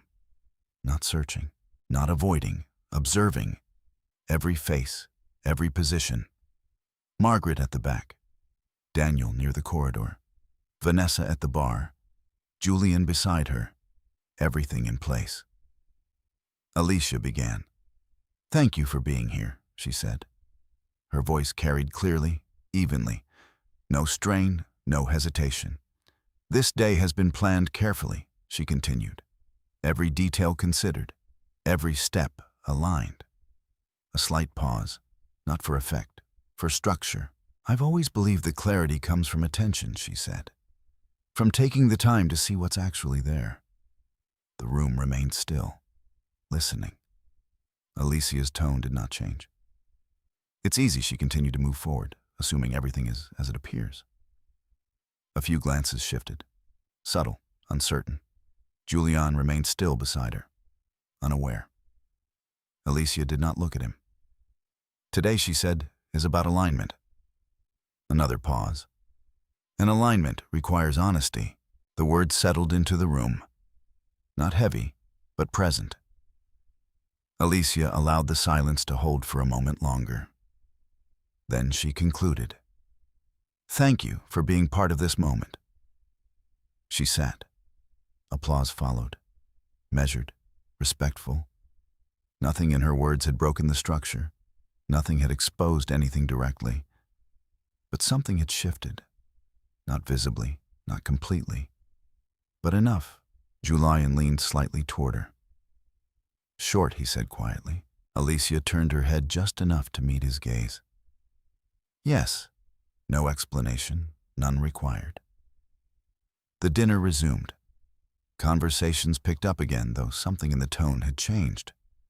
Not dramatically, but perceptibly, as if the room had registered something without fully understanding it. Alicia remained seated, still, composed. Her attention returned to the edges. Margaret remained in position. Daniel had not moved. Vanessa now watched more directly. Her posture had changed slightly, more alert, less casual. The pattern continued. Everything aligned. At 7:12 p.m., Rachel approached again. "First dance in 10, she said. Julian nodded. "Perfect." Alicia inclined her head. "Thank you." Rachel stepped away. The sequence advanced. Julian turned to Alicia. "Ready?" he asked. Alicia met his gaze. Yes, again. The same word, the same tone, the same structure, because readiness in this moment did not refer to the dance. It referred to what followed. Julian stood offering his hand. Alicia accepted. They moved toward the center of the room. Music began. Soft, controlled. The dance unfolded as expected. Steps practiced. Movements aligned. From the outside, it was seamless.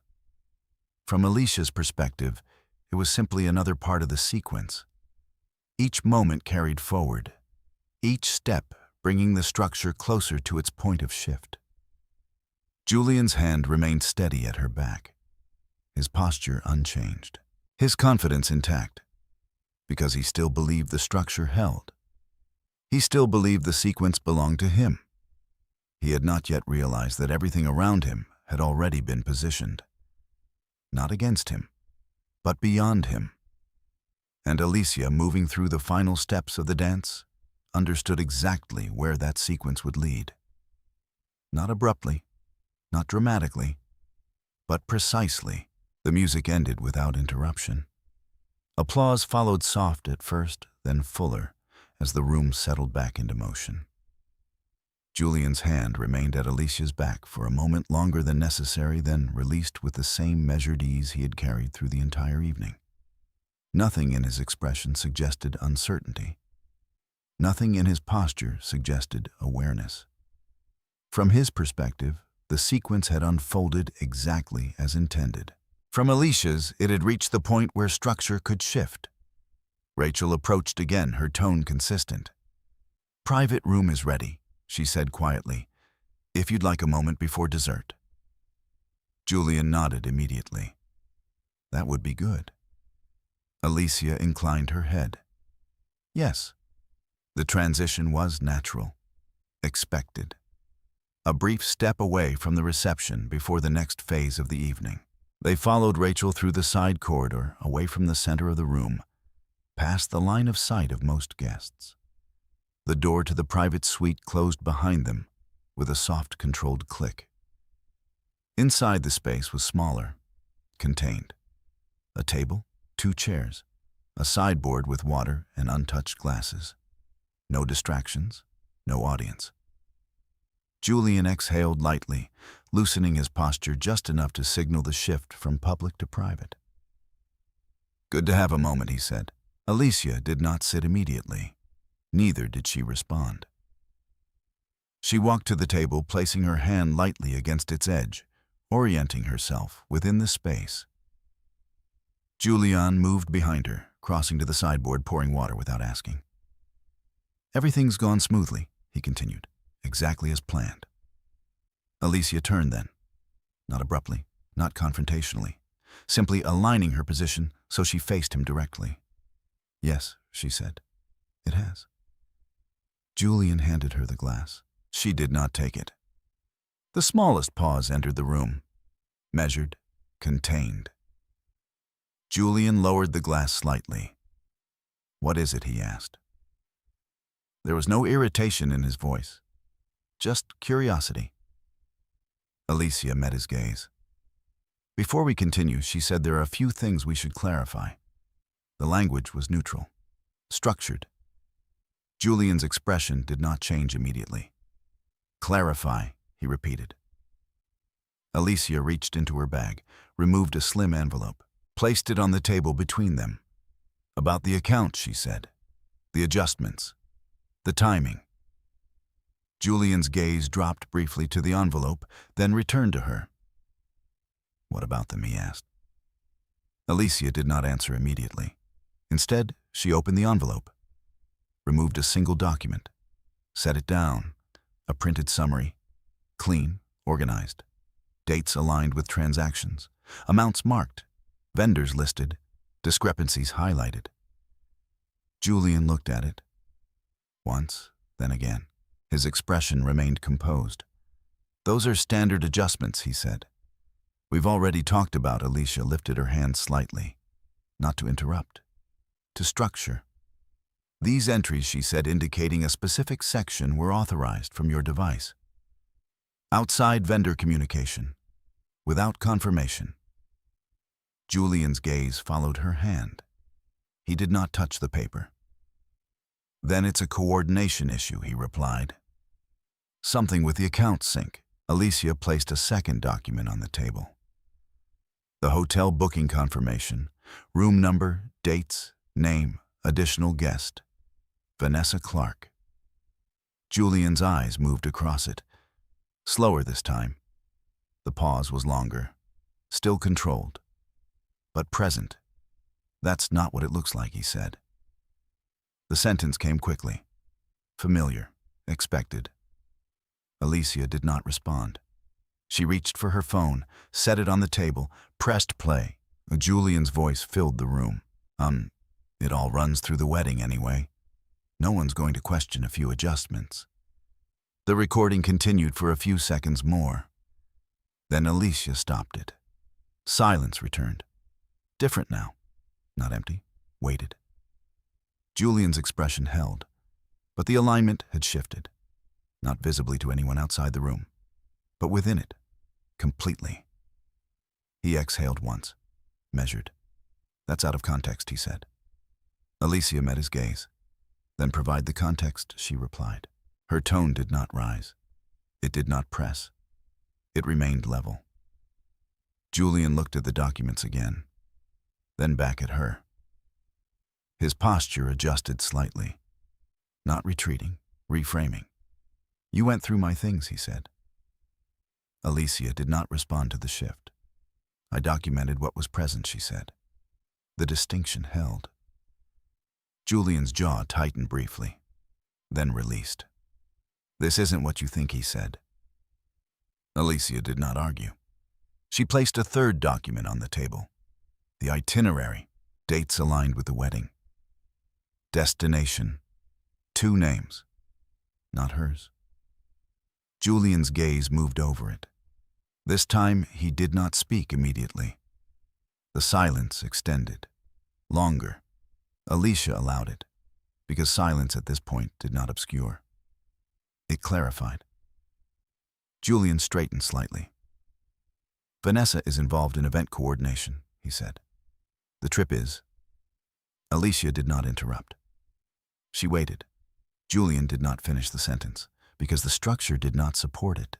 Not anymore. Alicia spoke then, not to challenge, to conclude. "The financial transfers have been flagged," she said. "The account is under review." Julian's eyes lifted sharply. That was the first visible shift. Small, but unmistakable. What he asked. Alicia held his gaze. "Further movement will trigger a report," she continued. "Vendor confirmations have been preserved. Timeline is documented." Julian's posture changed, not dramatically, but enough. Control once assumed began to recalculate. "You went to a lawyer," he said. Alicia did not confirm. She did not need to. The structure spoke for itself. Julian stepped back slightly. "Distance, repositioning. You're overreacting," he said. The phrase came with less certainty than before. Alicia did not respond immediately. She allowed the statement to exist. Then she spoke. "Everything you needed to say," she said, "has already been said." She glanced briefly at the phone, then back at him. Recorded. The word did not carry force.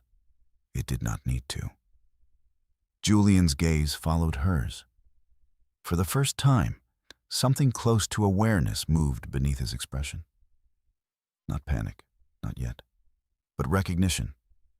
The structure had shifted, not in appearance, but in control. He looked back at her.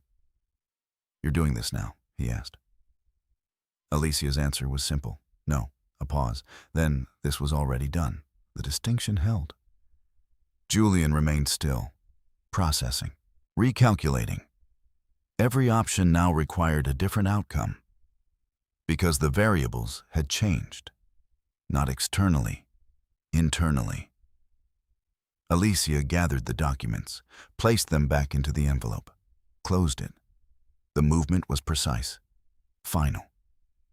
She did not raise her voice. She did not step forward. She did not accuse.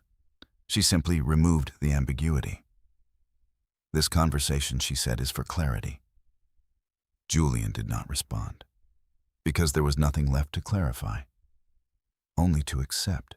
Alicia picked up her phone, held it for a moment, then placed it back into her bag. The room remained quiet, but no longer neutral. The sequence had shifted, irreversibly, and Julian, standing across from her, had finally reached the point where control was no longer assumed. It was measured, limited, and no longer his. Julian did not speak immediately after Alicia closed the envelope. The space between them held, not as silence, as recalculation. He remained standing near the sideboard, the glass of water still in his hand, untouched. His posture was upright, controlled, but the alignment had shifted in ways that could not be reversed through tone or explanation alone. Alicia did not move closer. She did not press, because what had needed to be said had already been placed not as accusation, but as structure. Julian set the glass down slowly. The sound against the surface was soft, measured. Then he stepped toward the table. not abruptly, carefully, as if proximity might restore something that had already moved beyond reach. "You've made your point," he said. The words were controlled, but they carried less certainty than before. Alicia met his gaze. "This isn't about a point," she replied.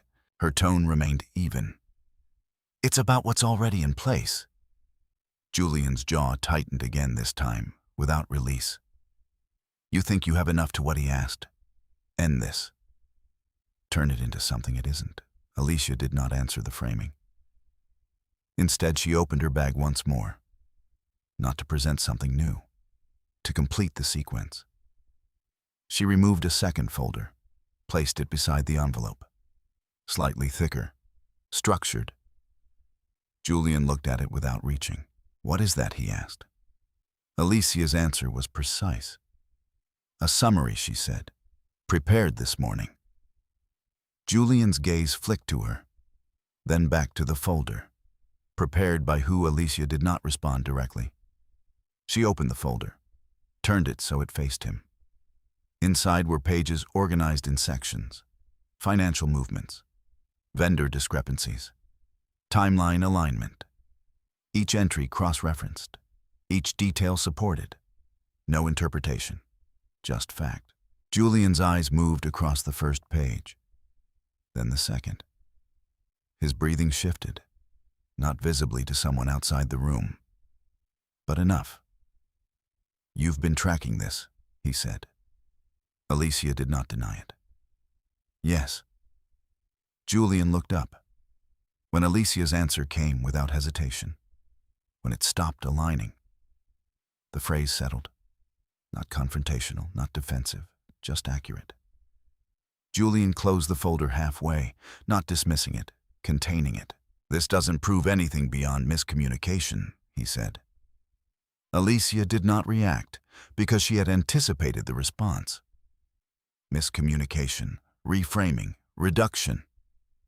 He was still attempting to return the structure to something manageable, something explainable.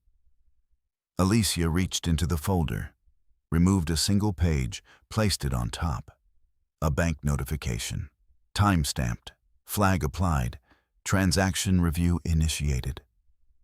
Julian read it. His expression did not break, but something beneath it shifted again, more noticeably this time. "You flagged the account," he said. Alicia met his gaze. "The activity was flagged," she replied. The distinction held. Julian exhaled, longer now, measured but no longer fully controlled. "That was a mistake," he said. Alicia did not respond. Julian stepped back again. Distance, repositioning. "Do you understand what that does?" he continued. "That creates attention. It creates complications." Alicia's voice remained unchanged. "It creates review." Julian's eyes narrowed slightly. "And you think that helps you?" Alicia did not answer the implication, because this was not about advantage. It was about structure. Julian turned away briefly, not in retreat, in calculation, then back again. "Vanessa isn't what you think," he said. Alicia did not engage the claim. She did not ask. She did not challenge, because Vanessa was not central. Julian watched her, waiting for reaction, for engagement, for something that would return the conversation to a level he could manage. It did not come. Alicia remained still. And in that stillness, the imbalance became clear. Julian stepped forward again, closer now, not aggressively, but with intent. "You've taken this too far," he said. The words carried more weight, more force, but less control. Alicia held her ground. Her response was quiet. It was already far. Julian stopped. The sentence did not escalate. It did not accuse.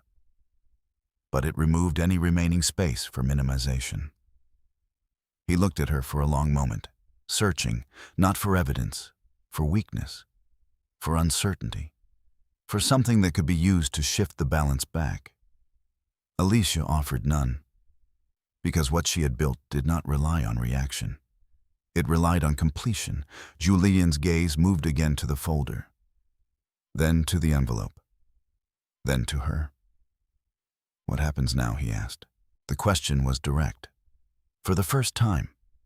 Not framed, not redirected, just asked. Alicia considered it, not because she did not know the answer, because the answer required precision. "We finished the sequence," she said. Julian's expression tightened. "The sequence," he repeated. Alicia inclined her head slightly. "The reception continues," she said. "Guests remain. The structure holds." Julian stared at her. "You're serious?" Alicia did not shift. "Yes." A pause. Then, and after Alicia's answer did not change. Then it proceeds. Julian's jaw set again. "That's not an answer." Alicia met his gaze. "It's the only one that applies." The clarity in her tone left no space for reinterpretation. Julian looked away again, this time longer. His hands moved slightly at his sides, not restless, but recalibrating. When he spoke again, his voice had changed, less controlled, more direct. "You're ending this," he said. Alicia did not respond immediately. She allowed the statement to exist. Then she spoke. What was presented is no longer valid. The distinction was precise. Not emotional, not reactive, structural. Julian exhaled again. Shorter this time, sharper. "And you think you walk out of this without consequences?" The question carried weight, but not certainty. Alicia did not shift. "Consequences are already in motion," she said. Julian held her gaze, searching again, for something, anything. He did not find it, because what stood in front of him was no longer someone reacting to him. It was someone who had already moved beyond that. The room remained still, but the dynamic within it had changed completely. Julian stepped back once more, not as strategy, as recognition. The space between them was no longer negotiable. It was defined. He glanced toward the door, then back at her. "They're waiting," he said. Alicia inclined her head. "Yes." Julian remained still for one more moment. Then he reached for the handle, paused, not to reconsider, to register. Then opened the door. Light from the corridor entered the room again. Voices, movement, structure. Everything outside continued, unchanged. Julian stepped through first. Alicia followed.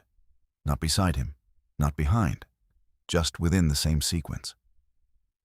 The reception resumed around them as if nothing had shifted. Guests moved. Music continued. The structure held. But beneath it, everything had already been set. Not for disruption, for conclusion.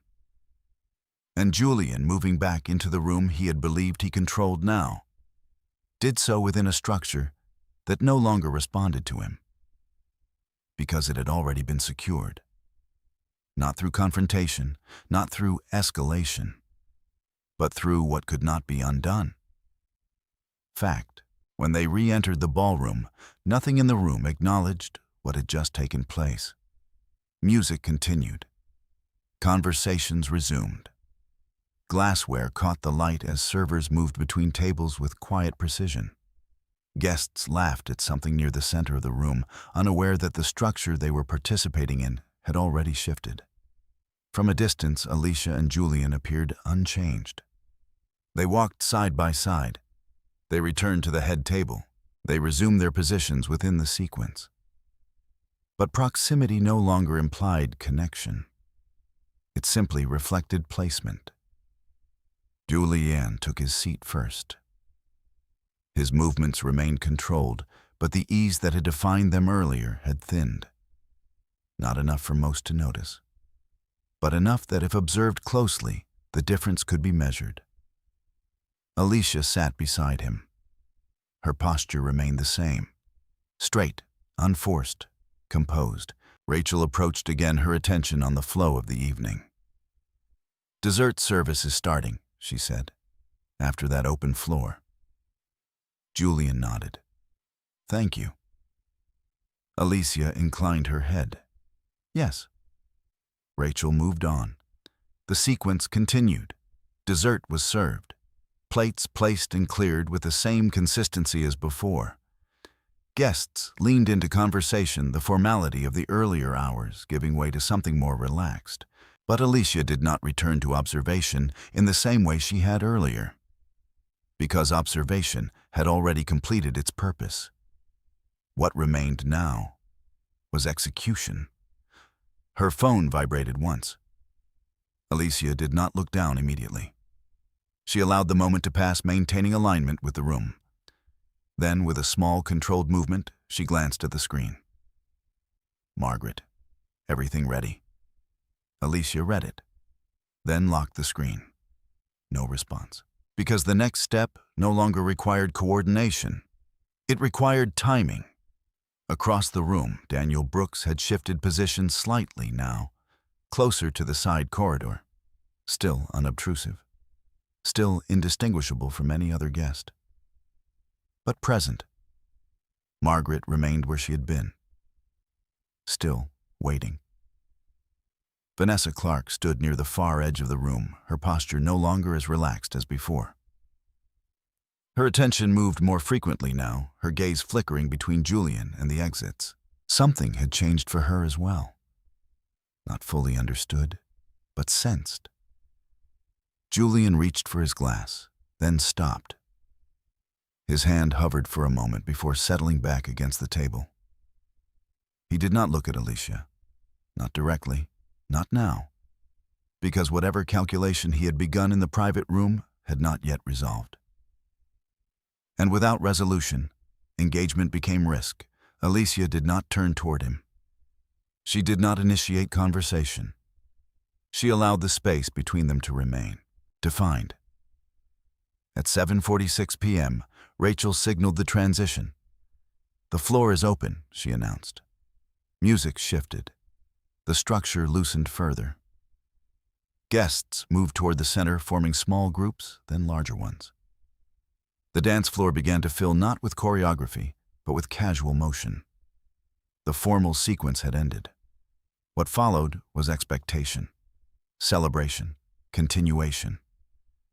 Alicia stood, not abruptly, not to draw attention, simply as part of the flow. Julian remained seated for a moment longer, then stood as well.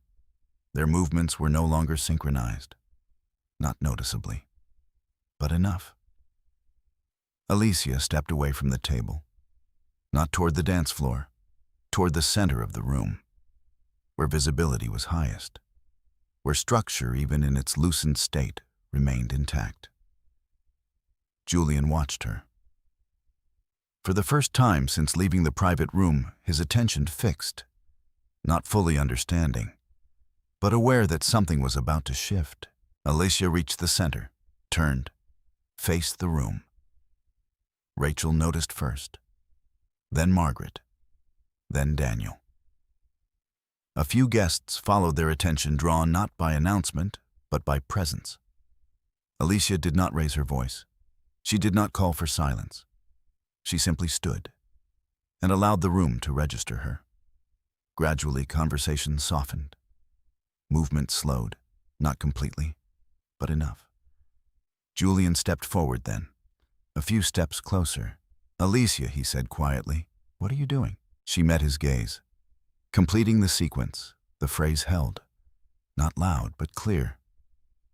Rachel moved closer, uncertain. "Do you need something?" she asked. Alicia turned her head slightly. "No," she said. "Everything is already in place." The room had quieted further now, not fully silent, but attentive. Alicia reached into her bag, removed the envelope, then the folder, held them at her side.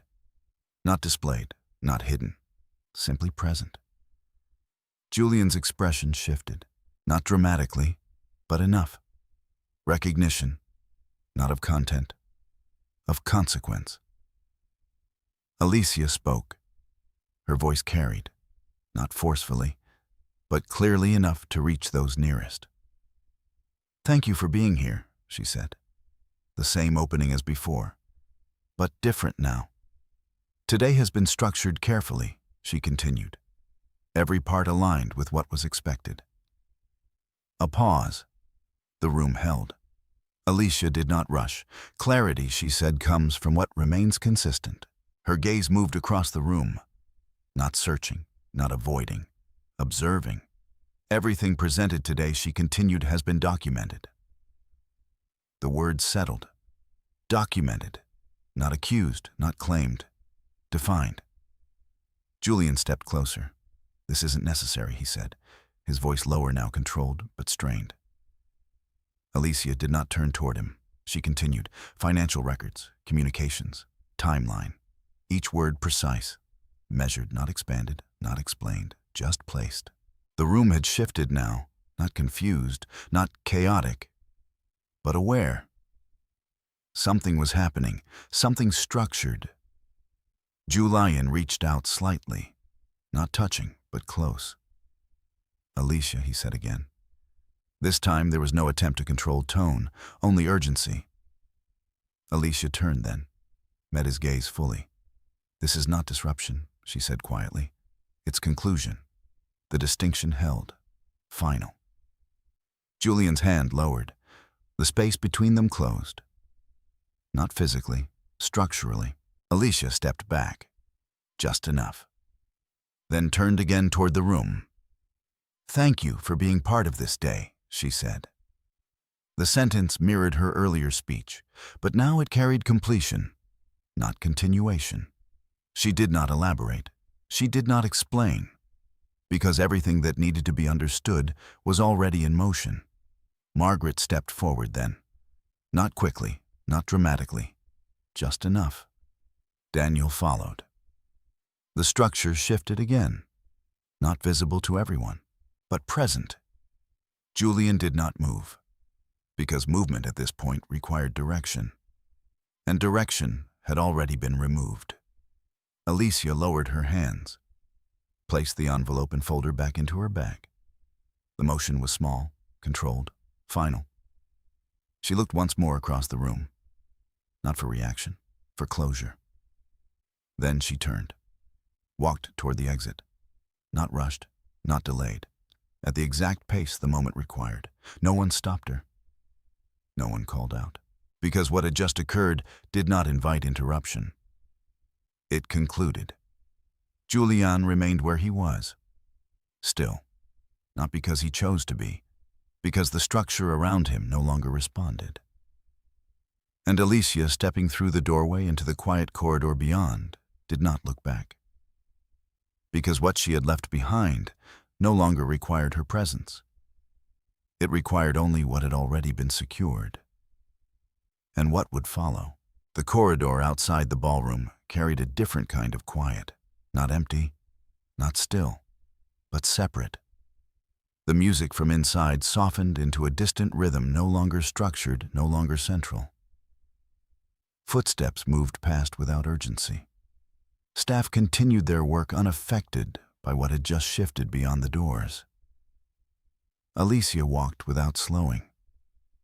Her pace remained, even her posture unchanged. Nothing in her movement suggested escape. Nothing suggested retreat, because she was not leaving something behind. She was moving forward from it. At the far end of the corridor, the glass doors opened to the terrace. Evening had settled over the coastline, the sky holding a muted gradient between light and shadow. The ocean remained steady, its surface reflecting what little light remained. Alicia stepped outside. The air was cooler, clear. She stopped near the railing, placing her hand lightly against it, grounding herself not in reaction, but in position. Behind her, the door opened again. Margaret Ellison stepped out, closing it quietly. For a moment, neither of them spoke. Then Margaret moved to stand beside her. "You handled that precisely," she said. The statement carried no praise, only acknowledgement. Alicia did not turn. It was already structured, she replied.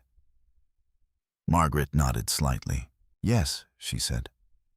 That's why it held. Silence returned. Not empty, complete.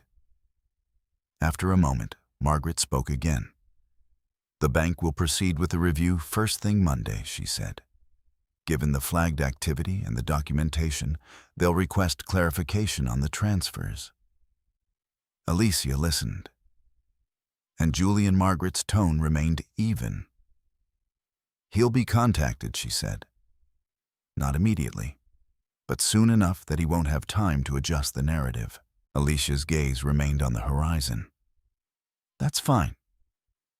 Margaret glanced at her.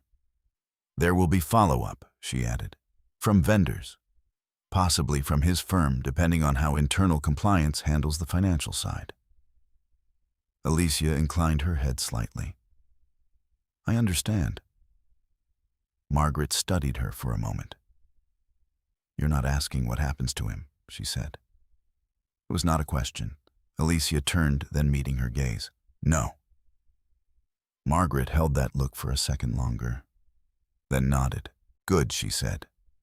Not approval, alignment. Alicia turned back toward the ocean. The sound of the waves remained constant, unaffected by anything that had occurred. After a moment, she spoke. The account will show the pattern, she said.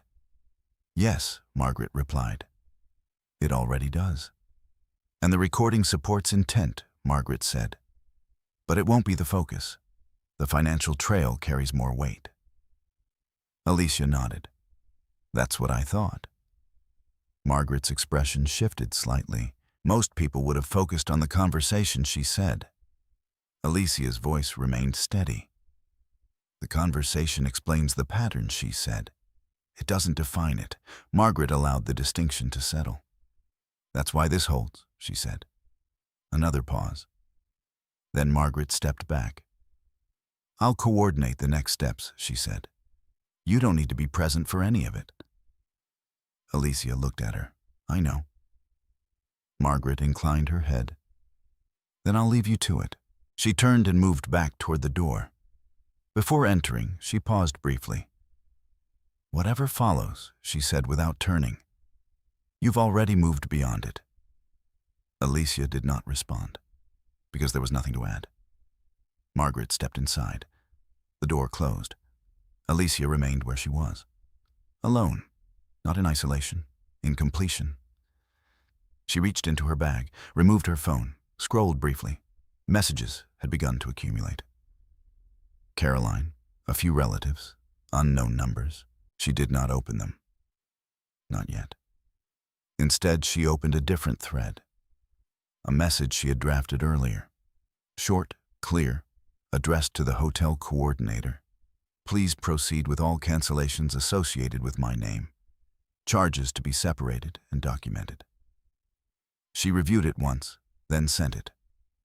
A response came quickly. Understood. We'll handle it immediately. Alicia closed the thread. Next, she opened her email. A blank message. Recipient herself. Subject, final record. She attached the files, the recording, the summaries, the confirmations. Everything aligned. Then she sent it.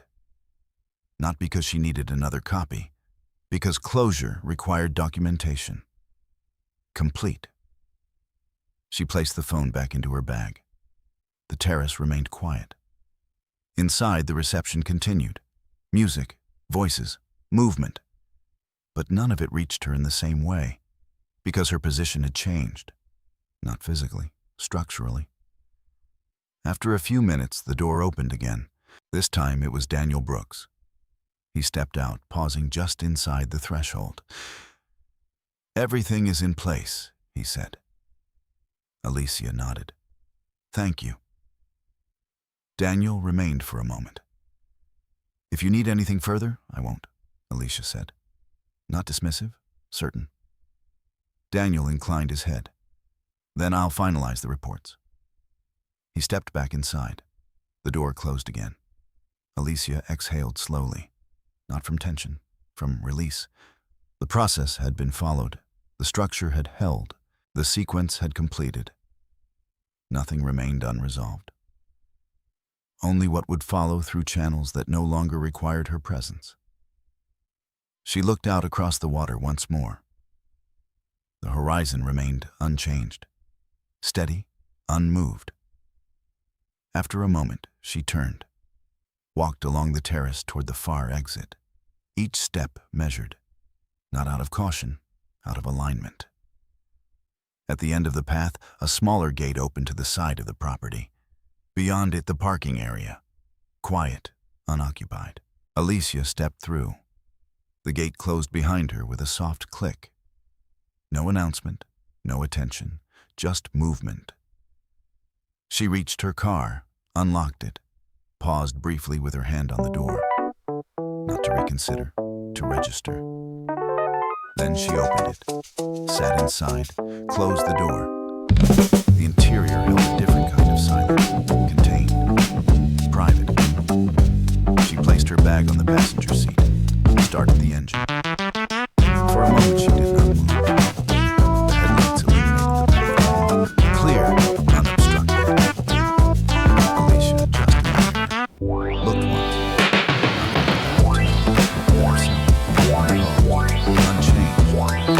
Because what we find was not the structure she used. It was the clarity she had maintained within. She shifted the car into drive, pulled forward, left the property without hesitation. Behind her, the reception continued. Voices, music, a sequence still unfolding for those inside. But for Alicia, the sequence had ended. Not with redemption, not with retaliation, with completion. And what followed would not hold forever.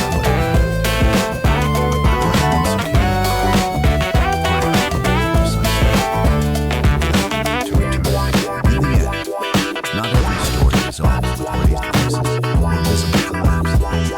Some conclude in quieter ways through clarity, through structure, through the steady refusal to ignore what is already evident.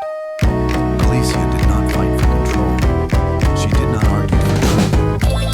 She allowed it to exist, documented and complete, until it no longer required defense. There is a difference between reacting to what is done to you and understanding what is happening around you. One demands energy. The other creates direction. What she carried with her was not loss, but certainty. Not anger. Because when something is seen clearly enough, if you've ever found yourself in a moment where something didn't feel right, but chose to observe, instead of react, you already understand the strength it takes to look for clarity. Where are you watching? Time isn't there like you know how far the story has reached. And if stories about quiet strength, truth, and dignity resonate with you, you're welcome to stay, to listen, and to follow what comes next.